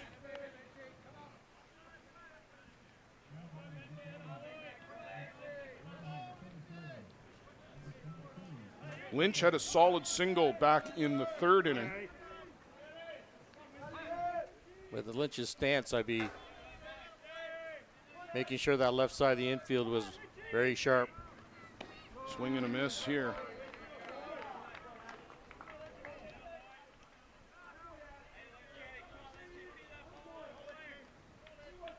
Outfield straightaway. In a little bit, actually, is Mark Johnson, in about 3 or 4 steps on the left side.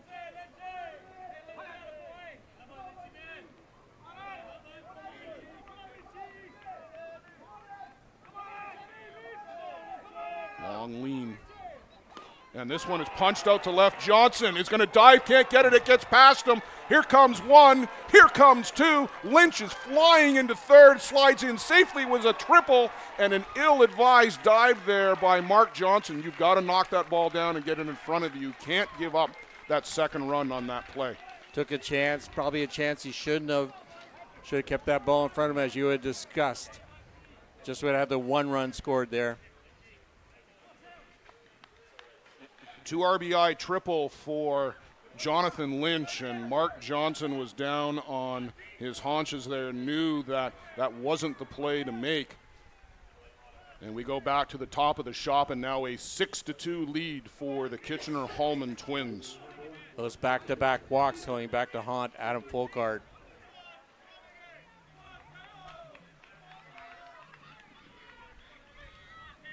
Miglia Vaca, a single and scored in the third.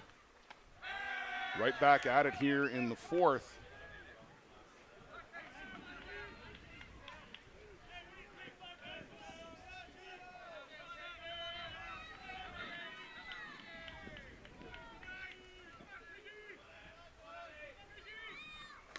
Chopper on the infield. Hill's got to come get it, turn and throw, and did a good job to stare Jonathan Lynch back to third before he made the play. They get the speedy Miglia Vaca. You've got to be concerned about that guy flying down the line at you.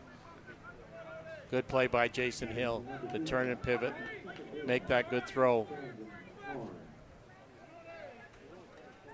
Over to Brandon Horn to try and get this extra run in for the Hallman Twins. Called strike on the inside corner.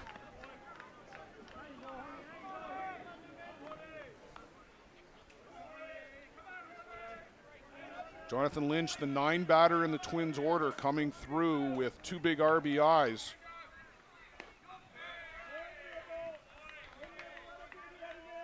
One ball, 1 strike on Brandon Horn.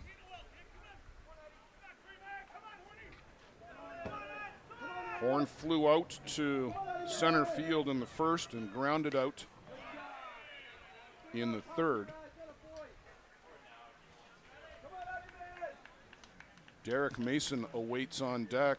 Mason with a big 3-run home run called by Drew Hathaway up in Ottawa. I'm not sure who he called it to, but Drew says he called it on Twitter.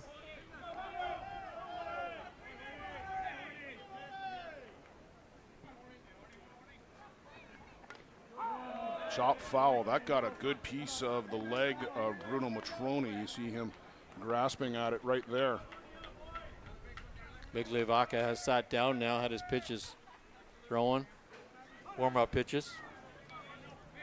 And where is Justin Schofield in all of this, Joe Todd?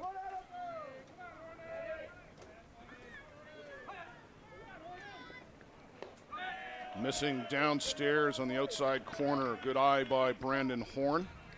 2 balls, 2 strikes, 2 out, 2 runs already in here in the home half of the 4th inning. They got it right on the scoreboard. Sorry, I was confusing the at-bat number in the inning. Chasing upstairs, Brandon Horn goes down swinging. He won't be happy with that result, but he will be happy with the 2 runs that his Kitchener-Hallman Twins plated this inning to take a 6-2 lead into the top of the 5th.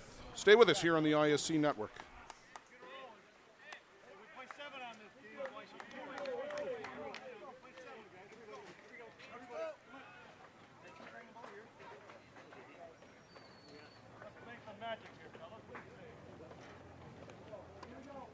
Number 10 for the Twins, Lee. All right. Score now is 6. Kitchener Twins, Okay. United 2.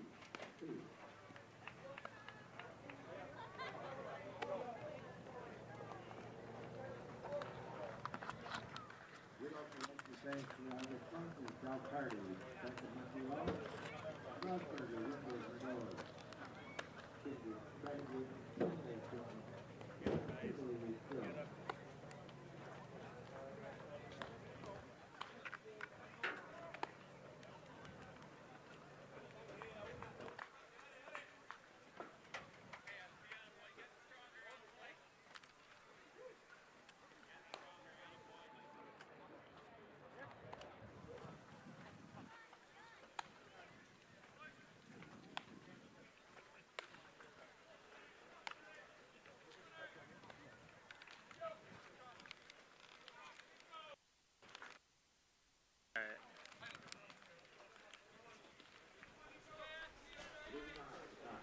You just see two of the best in the world right there, Nico Carril and Ryan Boland, chatting as we get set for action here in the top of the fifth inning. Sean Cleary now enjoying a 4-run lead over the Hill United Chiefs as his Hallman Twins have the bats on fire here. This one, first pitch swinging, foul down the left side by Nico Carril. Just setting up my monitor. All right.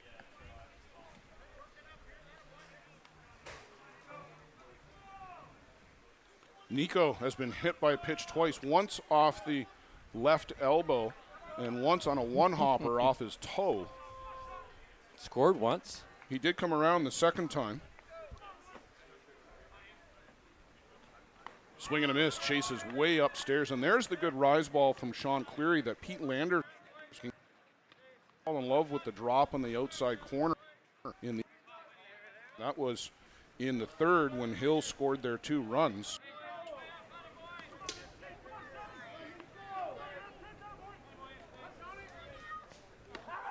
Called strike 3. Whatever Nico Carril was looking for, that wasn't it, as he goes down looking here to start the 5th for the Hill United Chiefs. And Joe Todd, early is getting a little bit late for the Chiefs. They need to start putting some base runners aboard and get some key hits. They need guys on base for when Nick Shales comes up, for when Bruno Matroni and Jason Hill come up. Solo home runs right now aren't going to do it for Hill United, unless you get 4 of them, of course.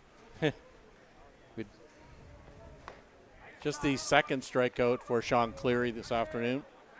Ryan Boland holds that one an extra second for Ed Ottoman. Looked a little bit high from our vantage point. You've got a great look at it right there.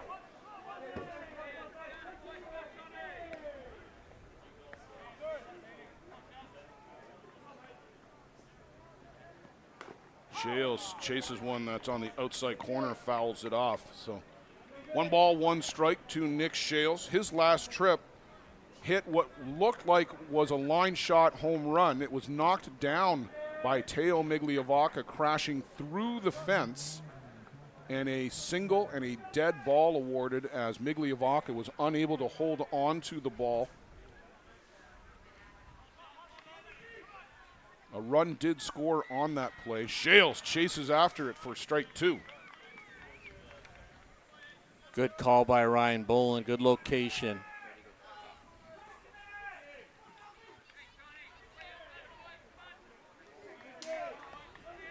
What's Sean Cleary going to come back with here now?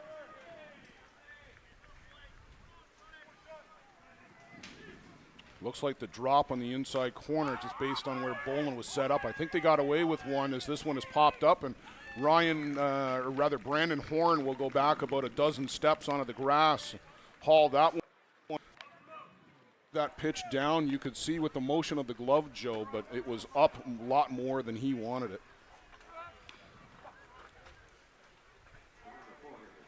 Pitch that got away from him on hitting that location, but Shales unable to get anything positive out of it.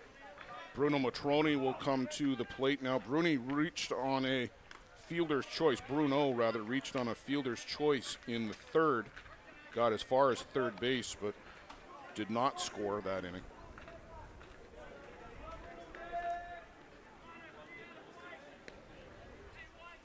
Now Justin Schofield is up throwing. We just asked, where is Justin Schofield in all of this? I can tell you he is down the right field line warming up for the Hill United Chiefs. One hopper dive to his right. Ian Fairman, the sidearm throw, and they get Matroni as Steve Mullally digs it out of the dirt. And a great shutdown inning here by Sean Cleary and the Kitchener-Hallman Twins. They will take their 6-2 lead to the home half of the fifth, coming up here on the ISC network.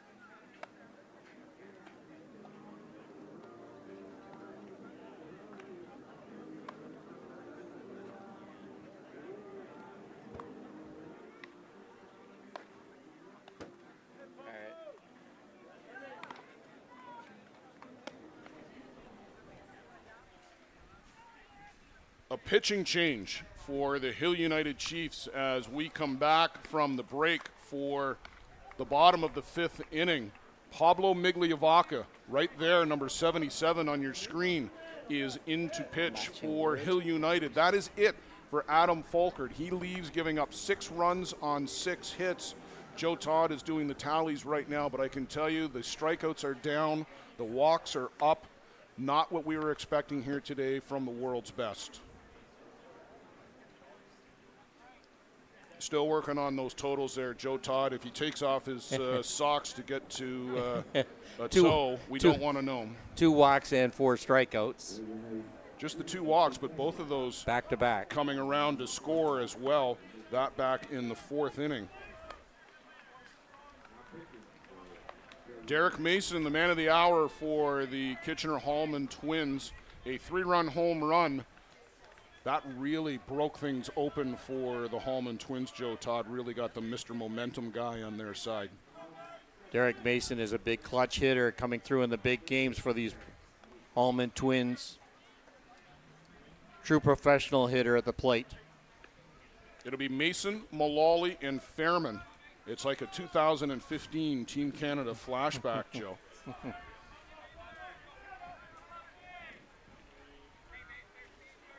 Miglia Vaca fresh off a perfect game yesterday afternoon, a 5-inning perfect game against the Bear Bottom Lodge squad.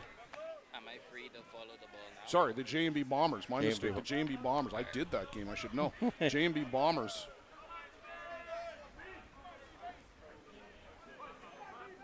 That was a rematch of last year's final, the Chiefs and the Bombers. This is a rematch of the 2014 final, Hill United and the Hallman Twins. Hill United, of course, winning 2-1 on that game-winning RBI single by Craig Crawford, some atonement for Craig Crawford from 2002. Mason laces this one, caught by Shane Boland, a web gem of a beauty over there by Boland. Going to his right on the backhand and catching that line shot off the bat of Derek Mason. And just a little nod by Mace going off the field to his counterpart, Shane Boland. Great defense by Boland, and that's the type of defense that Hill United are going to need if they're going to stay in this game. Joe, we were talking off air about 2014. A lot of similarities for the Hallman Twins right now. They lost early in the week to the Bloomington Sticks that year as Mullally looks at ball 1 from Pablo Miglia Vaca. They lost early that week. They came around the back way. They made it all the way to the championship game. Are we seeing history repeat itself here and now with this 2018 Hallman Twins team? Stay tuned. Going to be a I think a skunk great balance of the game. That team did it with the Sticks.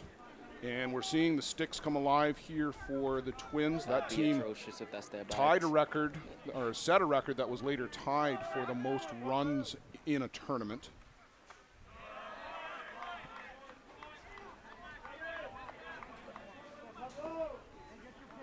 Two balls, one strike on the very dangerous Steve Mullally.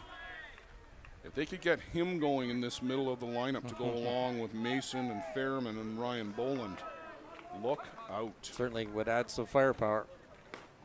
And this one is flared down the right side foul. Our Foul. cameraman over there is going to turn and watch that go. He was under instructions from one of his bosses to abandon the camera and save himself, and from the other boss to get in front of the camera and protect it. So I'm not sure which one outranks the other.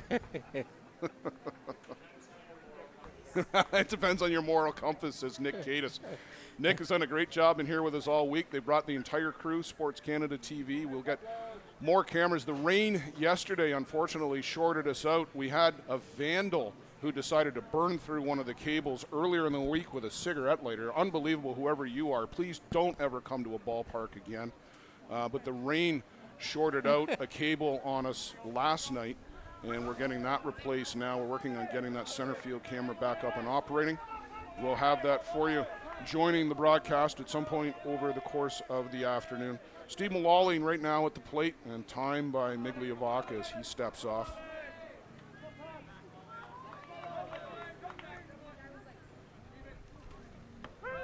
Called a third strike by Ed Ottoman. Mullally caught looking, and that is the second out of the inning. That will bring up Ian Fairman. Ian, a bunt single in the third, and a little nubber to Adam Falkert back in the... Sorry, it was the second with the bunt single and the nubber in the third. Ian does have 2 home runs in the tournament and 6 RBIs. This one skips in from Miglia Vaca. Ian much more known for the home run swing than for his bunting abilities and racing down the first baseline, but he's shown some good wheels still. Joe, the other day we were talking about guys who've got ballparks named after them. There's 3 of them actually in this game. Ian Fairman in Townsend, Ontario. Steve Mullally in Placentia, Newfoundland and Labrador. And then I was reminded that Jeff Ellsworth, there's Jeff Ellsworth Field in Alberton, PEI.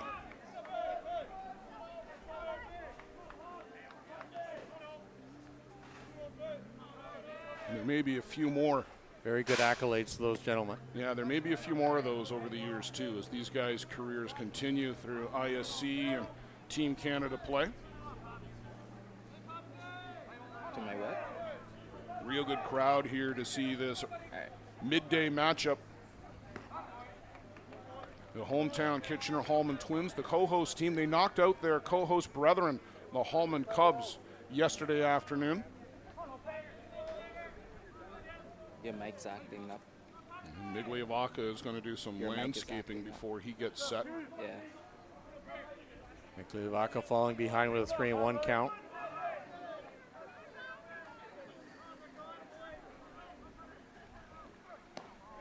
And ball 4 down and away to Ian Fairman. So a 2-out walk to the Twins shortstop will bring up Ryan Boland.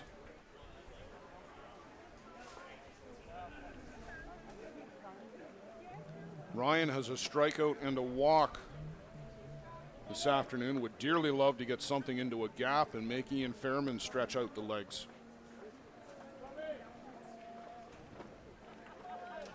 Joe, we've been focused on the ISC event here this week, of course, but ISC 2 wrapped up earlier in the week. Irma Tigers, 5-1 win over the Three Cheers Pub. We've still got the U23 tournament and the Legends tournament going on. We'll catch people up on those perhaps in between innings. But right now, let's focus on Ryan Boland and Pablo Miglia Vaca. Called strike.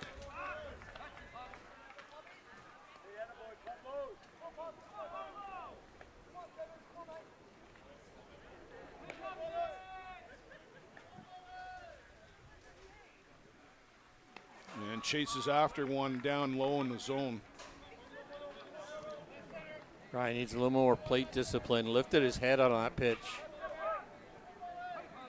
Justin Schofield still throwing down in the Chiefs bullpen. Scove came into the game on Sunday.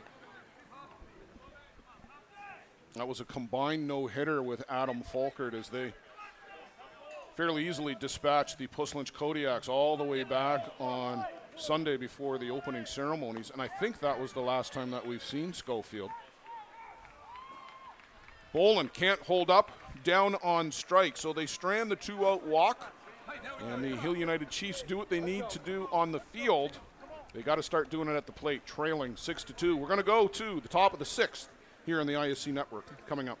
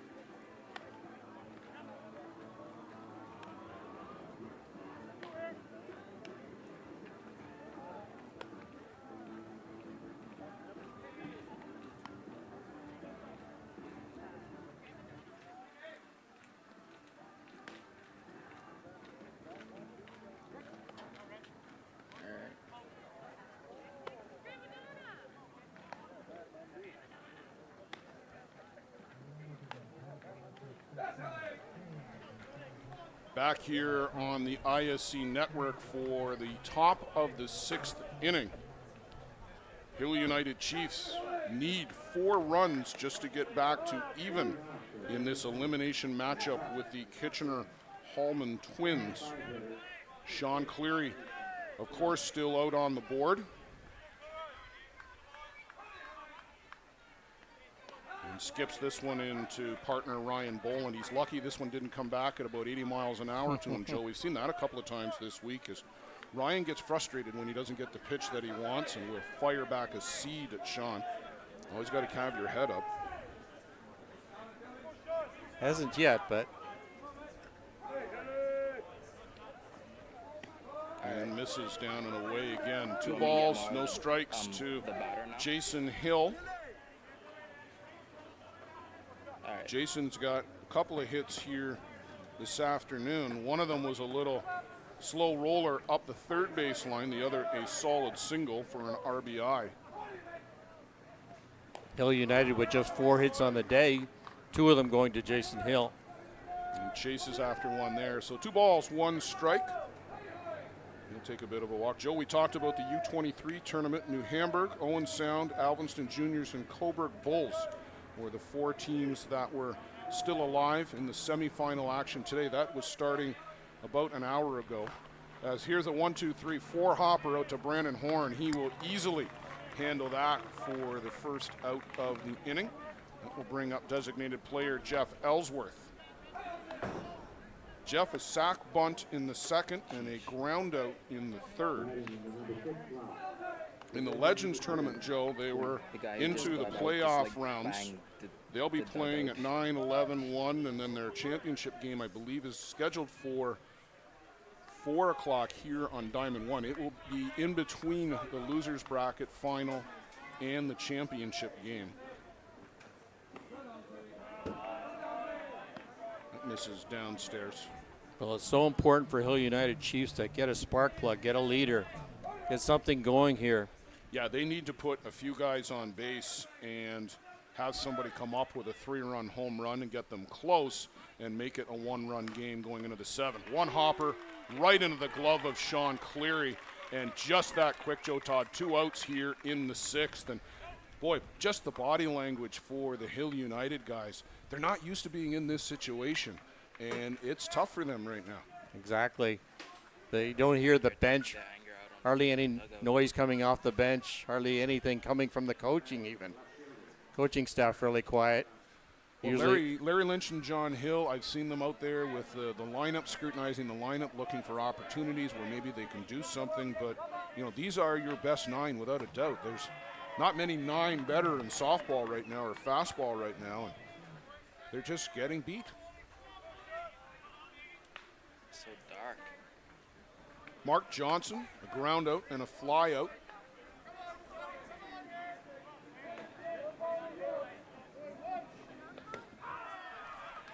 A called strike on the outside corner. 0-2 on Johnson. We talked about getting to Sean Cleary early. They did. His team roared back, and he has been shutting the door, Joe. He has had 1, 2, 3 innings in the 4th, the 5th, and he's 2/3 of the way to doing it here in the 6th. James Todhunter with a single back in the 4th inning, the last guy to reach the base for the Hill United Chiefs. Sorry, you're right. That was a 4-batter inning. I stand corrected. But that was it. I mean, he only got as far as first. They have not threatened since.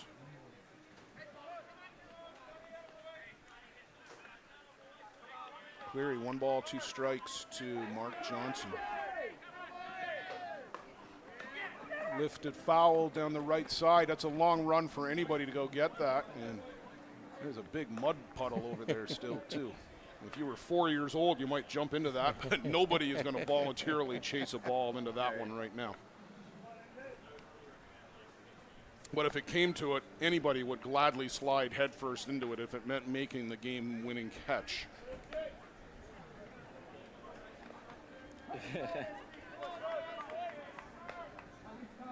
Mark Johnson, a strong pull hitter. Stay sharp on that left side. We'll reset here. 1 ball, 2 strikes. Cleary looks in to the hip.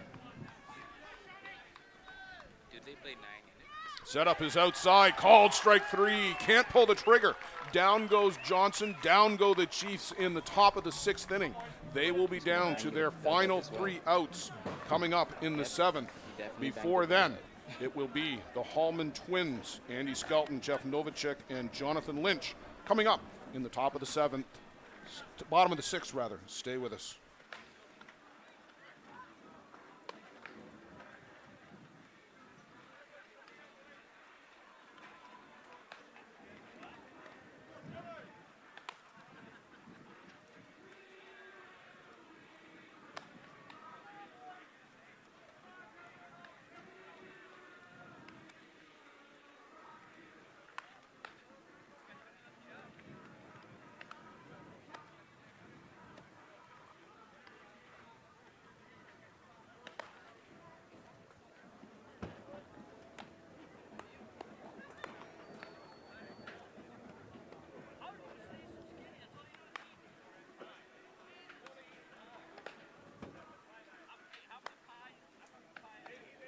Now pitching to the Hill United Chiefs. The 41, Justin Schofield.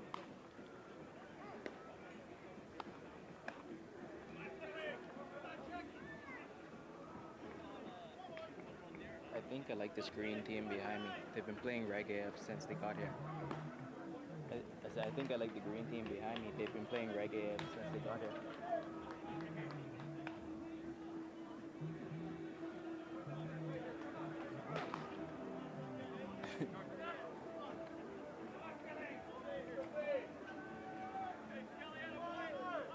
Is this pitcher number 3? Yep.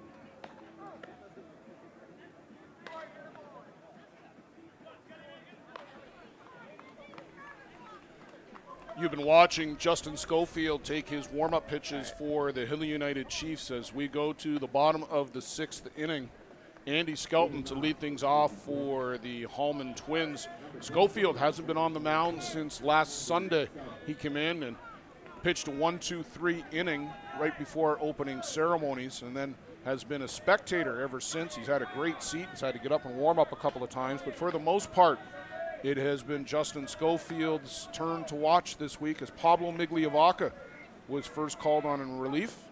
He got the opportunity yesterday to Miglia Vaca against the J&B Bombers and came through with a 5-inning perfect game. Catching is Jason Sanford as they make a battery replacement. Sanford, a longtime player with the Chiefs. Team Canada catcher. These two work together on the Mastodons team that are the defending Canadian champions as well, so plenty of familiarity.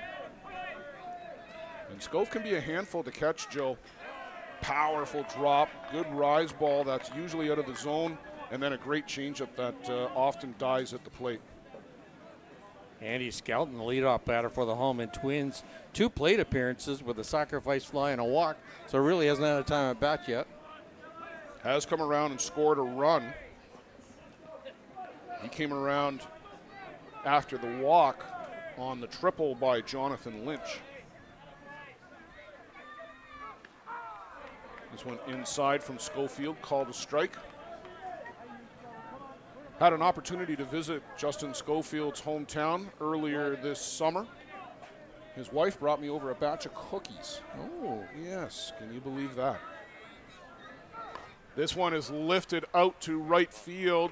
Nico Carrillo will give chase into foul territory and make the catch for the first out of the inning.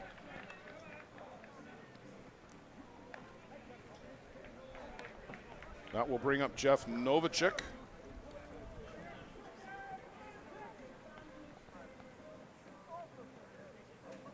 Schofield's job now is just to come in, shut down the Hallman Twins so Hill United can have a shot at getting some base runners and base hits, starting a rally for that 7th inning.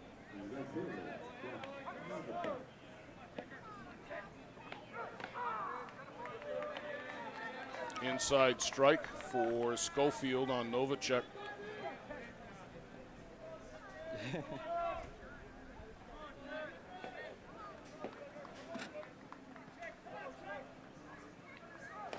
And this one fouled back, so 0-2. Schofield quickly getting ahead of the 8th batter in the Twins lineup.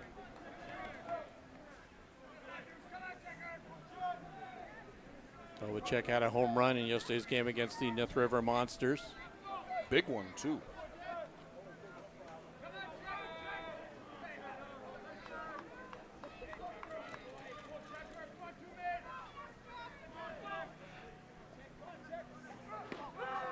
Called strike 3, can't pull the trigger, right down Main Street.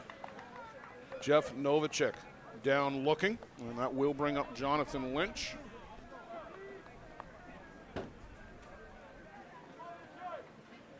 Just coming up on 1 p.m. Eastern Time. Scheduled start time for our next broadcast is 1:30 p.m. It will be the winner of this one to play the Circle Tap Dukes as Lynch tries to bunt his way aboard, but that goes foul. Good movement by the Hill United infield.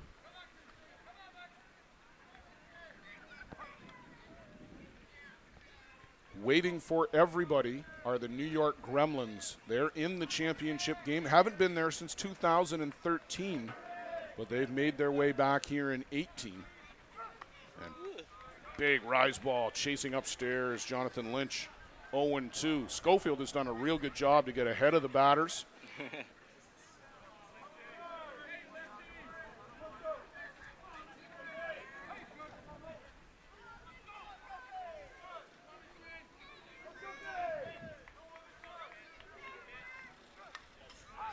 Good job there to go down and get that pitch just to foul it off. Nothing else he was going to be able to do with it. Jonathan Lynch staying alive in the box. 0-2. Lynch has contributed this afternoon with that triple and a single. That triple driving in 2 runs. That was a massive game changer right there for Jonathan Lynch. As big as that home run was by Derek Mason, the triple potentially, Joe, a dagger. Yes, just shut the door there.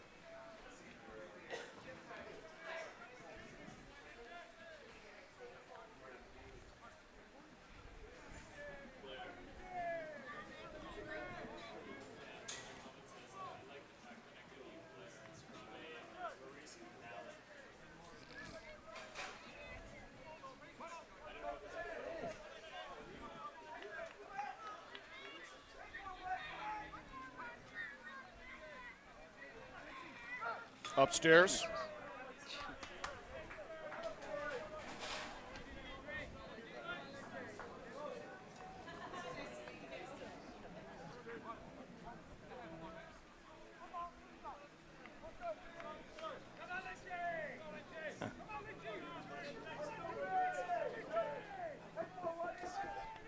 One ball, 2 strikes here on Jonathan Lynch, and fouls this one up and out of play.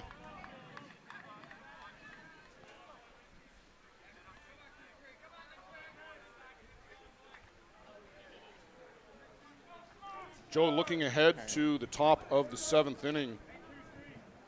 Shane Boland, James Todd-Hunter, and then back to the top of the shop for Brad Ezekiel. This one is lifted out to right field. Carril on a line, can't get to it. Knocks it down, keeps it in front of him. Lynch flying around second into third with his second triple of the game.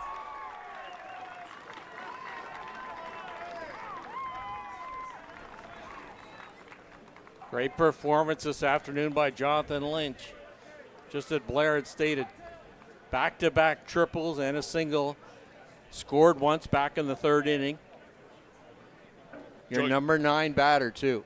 Perfect. I was just going to say, you get that kind of production out of your 9 batter, you're going to be happy as a coach all day long. Back to the top of the shop, Teo Miglia Vaca. Got to be careful here. Schofield, known for wild pitches. He's a tough guy to handle. We talked about that off the top. You don't want to give an insurance run here and take it out of Grand Slam territory. You've got to strand that runner at third if you're the Hill United Chiefs.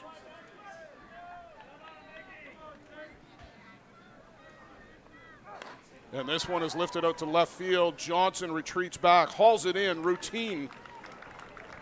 We will go to top of the 7th, last call for the Hill United Chiefs. All right.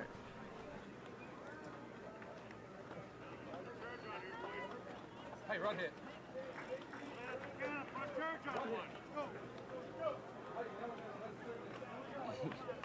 Light the turn, fellas. Come on now.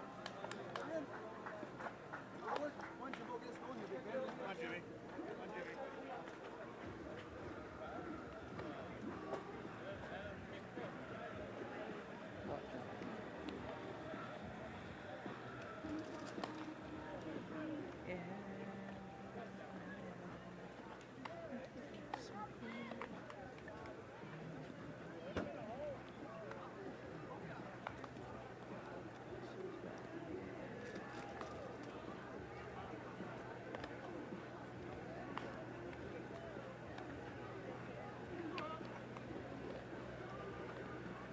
Last inning. Is this the top or the bottom?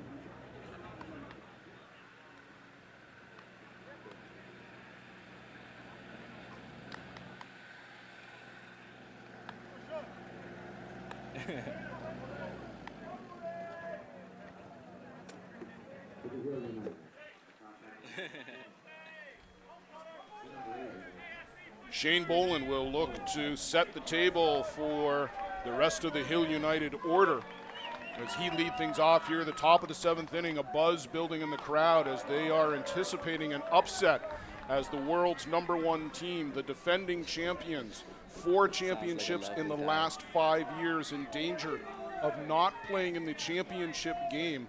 We haven't had an ISC championship game that didn't feature the Hill United Chiefs since 2011. An impeccable record, though. Boland 0 for 2 on the day, a pop-up and a fly ball. 2 runs on 4 hits for the Chiefs, 6 runs on 7 hits for the Hallman Twins.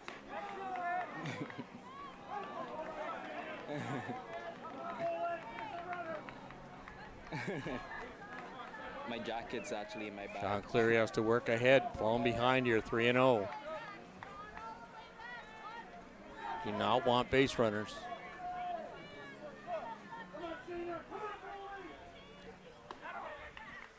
And called strike at the top of the zone. The last 3 outs, Joe, are almost always the toughest ones to get. And if that leadoff guy can get on psychologically, the offensive team can set the tone for the balance of that inning.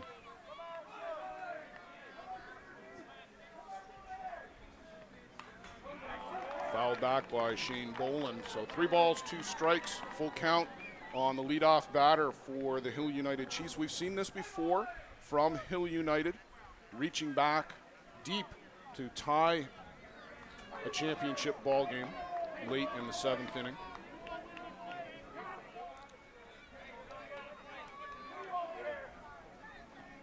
This one is well hit down the left field line, but that is going to go foul and out of play. It's out there.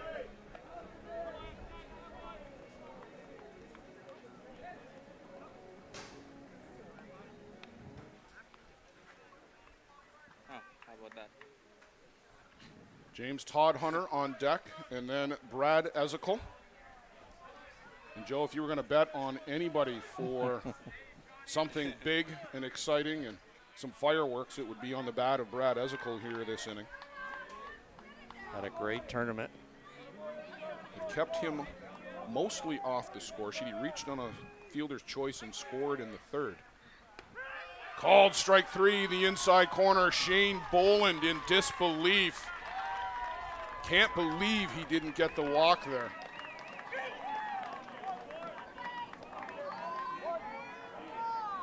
Those pitches, Joe Todd, have been there all day long. That low strike on that side of the plate.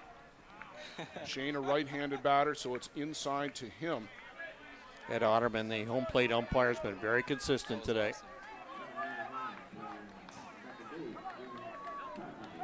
James Todd Hunter.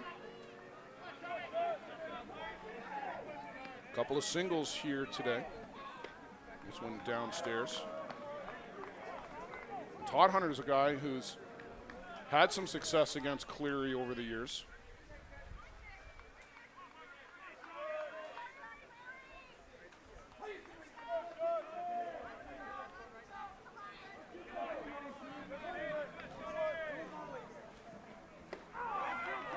There's a strike call to even the count at 1 ball, 1 strike. The winner of this will advance to play the Circle Tap Dukes. They are awaiting on the first base side right now. They will take the dugout of the team that is eliminated. What? The loser here finishes 4th.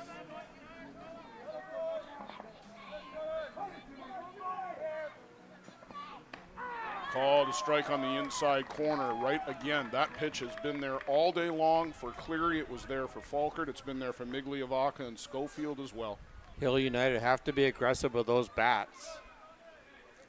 Yeah, you can't be up there looking for a walk, Joe. No, I don't think either. no, I think not you're at- absolutely right. You've got to go swinging.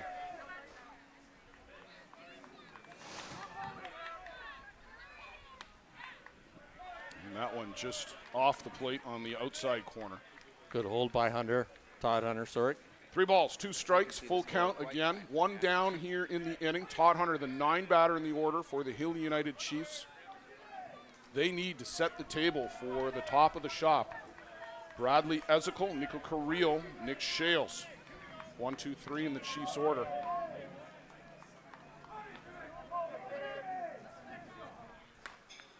Chop foul off the foot of Todd Hunter in the box. Good call by Ed Ottoman to pick that up right away. That's a tough call for the home plate umpire.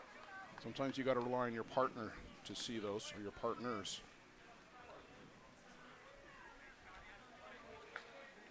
I've never had boosted juice. Yeah.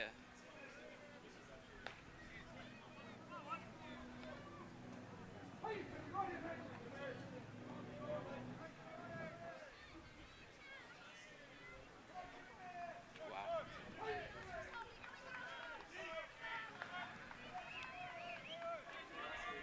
2-2 the count. Ground ball, 2-hopper to Fairman, comes with a bow. The easy flip to first. And the Hill United Chiefs down to their final out here in the 2018 ISC World Tournament. Hallman Twins staring the opportunity to move on, dead in the face at the moment. 1 guy to get. The toughest out in the tournament, literally and figuratively, here in the form of Bradley Ezekiel.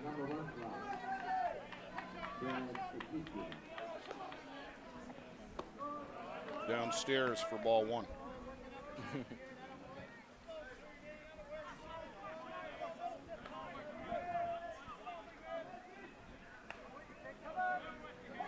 Cleary needs to pick corners here. Yeah. And this is falling behind 2-0. Can't give in to Brad Ezekiel here. Can't just throw a strike.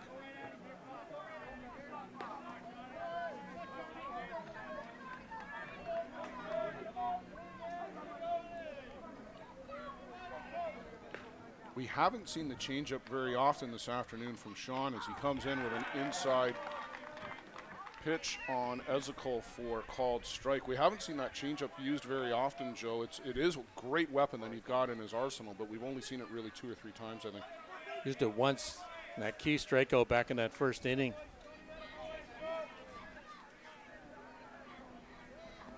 Upstairs. 3-1. Nico Carrillo on deck.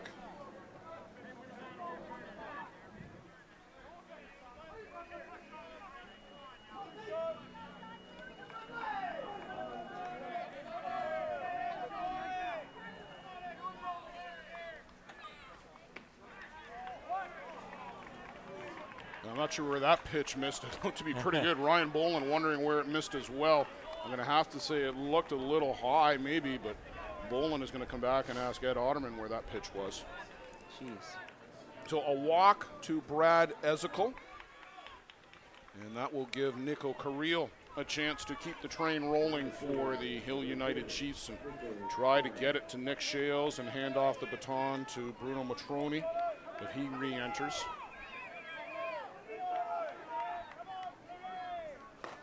Well, this one is laced right back up the middle, and a little 2-out rally here for the Hill United Chiefs. Not done yet.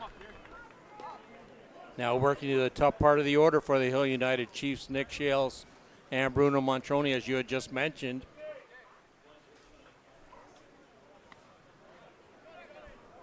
Well, one swing of the Nick Shales bat could make this game really interesting. And we talked about it, Joe, being the 3 toughest outs to get. Got through 2 of them relatively easily. And it is indeed Bruno Matroni coming out on deck, but you got to deal with Nick Shales first.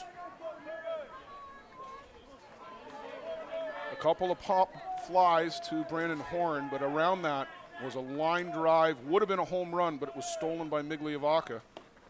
Downstairs for ball 1. And Shales has always had a flair for the dramatic. Think back to 2015, the walk-off home run against the Peligro sports team that year.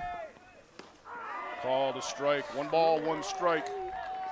2 down here, top of the 7th inning. Hill United Chiefs need 4. They've got 2 guys aboard. One of the world's best players at the plate. It's important that Cleary stays ahead of this batter. Who do you want me to follow if they win? Swing and a miss and tied him up in knots there. A great inside pitch by Sean Cleary. Good call by Ryan Boland to come inside. And we're going to go out and talk about how we want to handle the next one.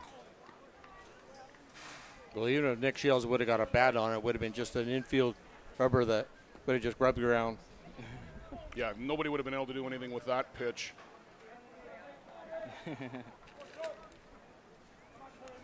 1 ball, 2 strikes, 2 down in the inning, 2 runners aboard.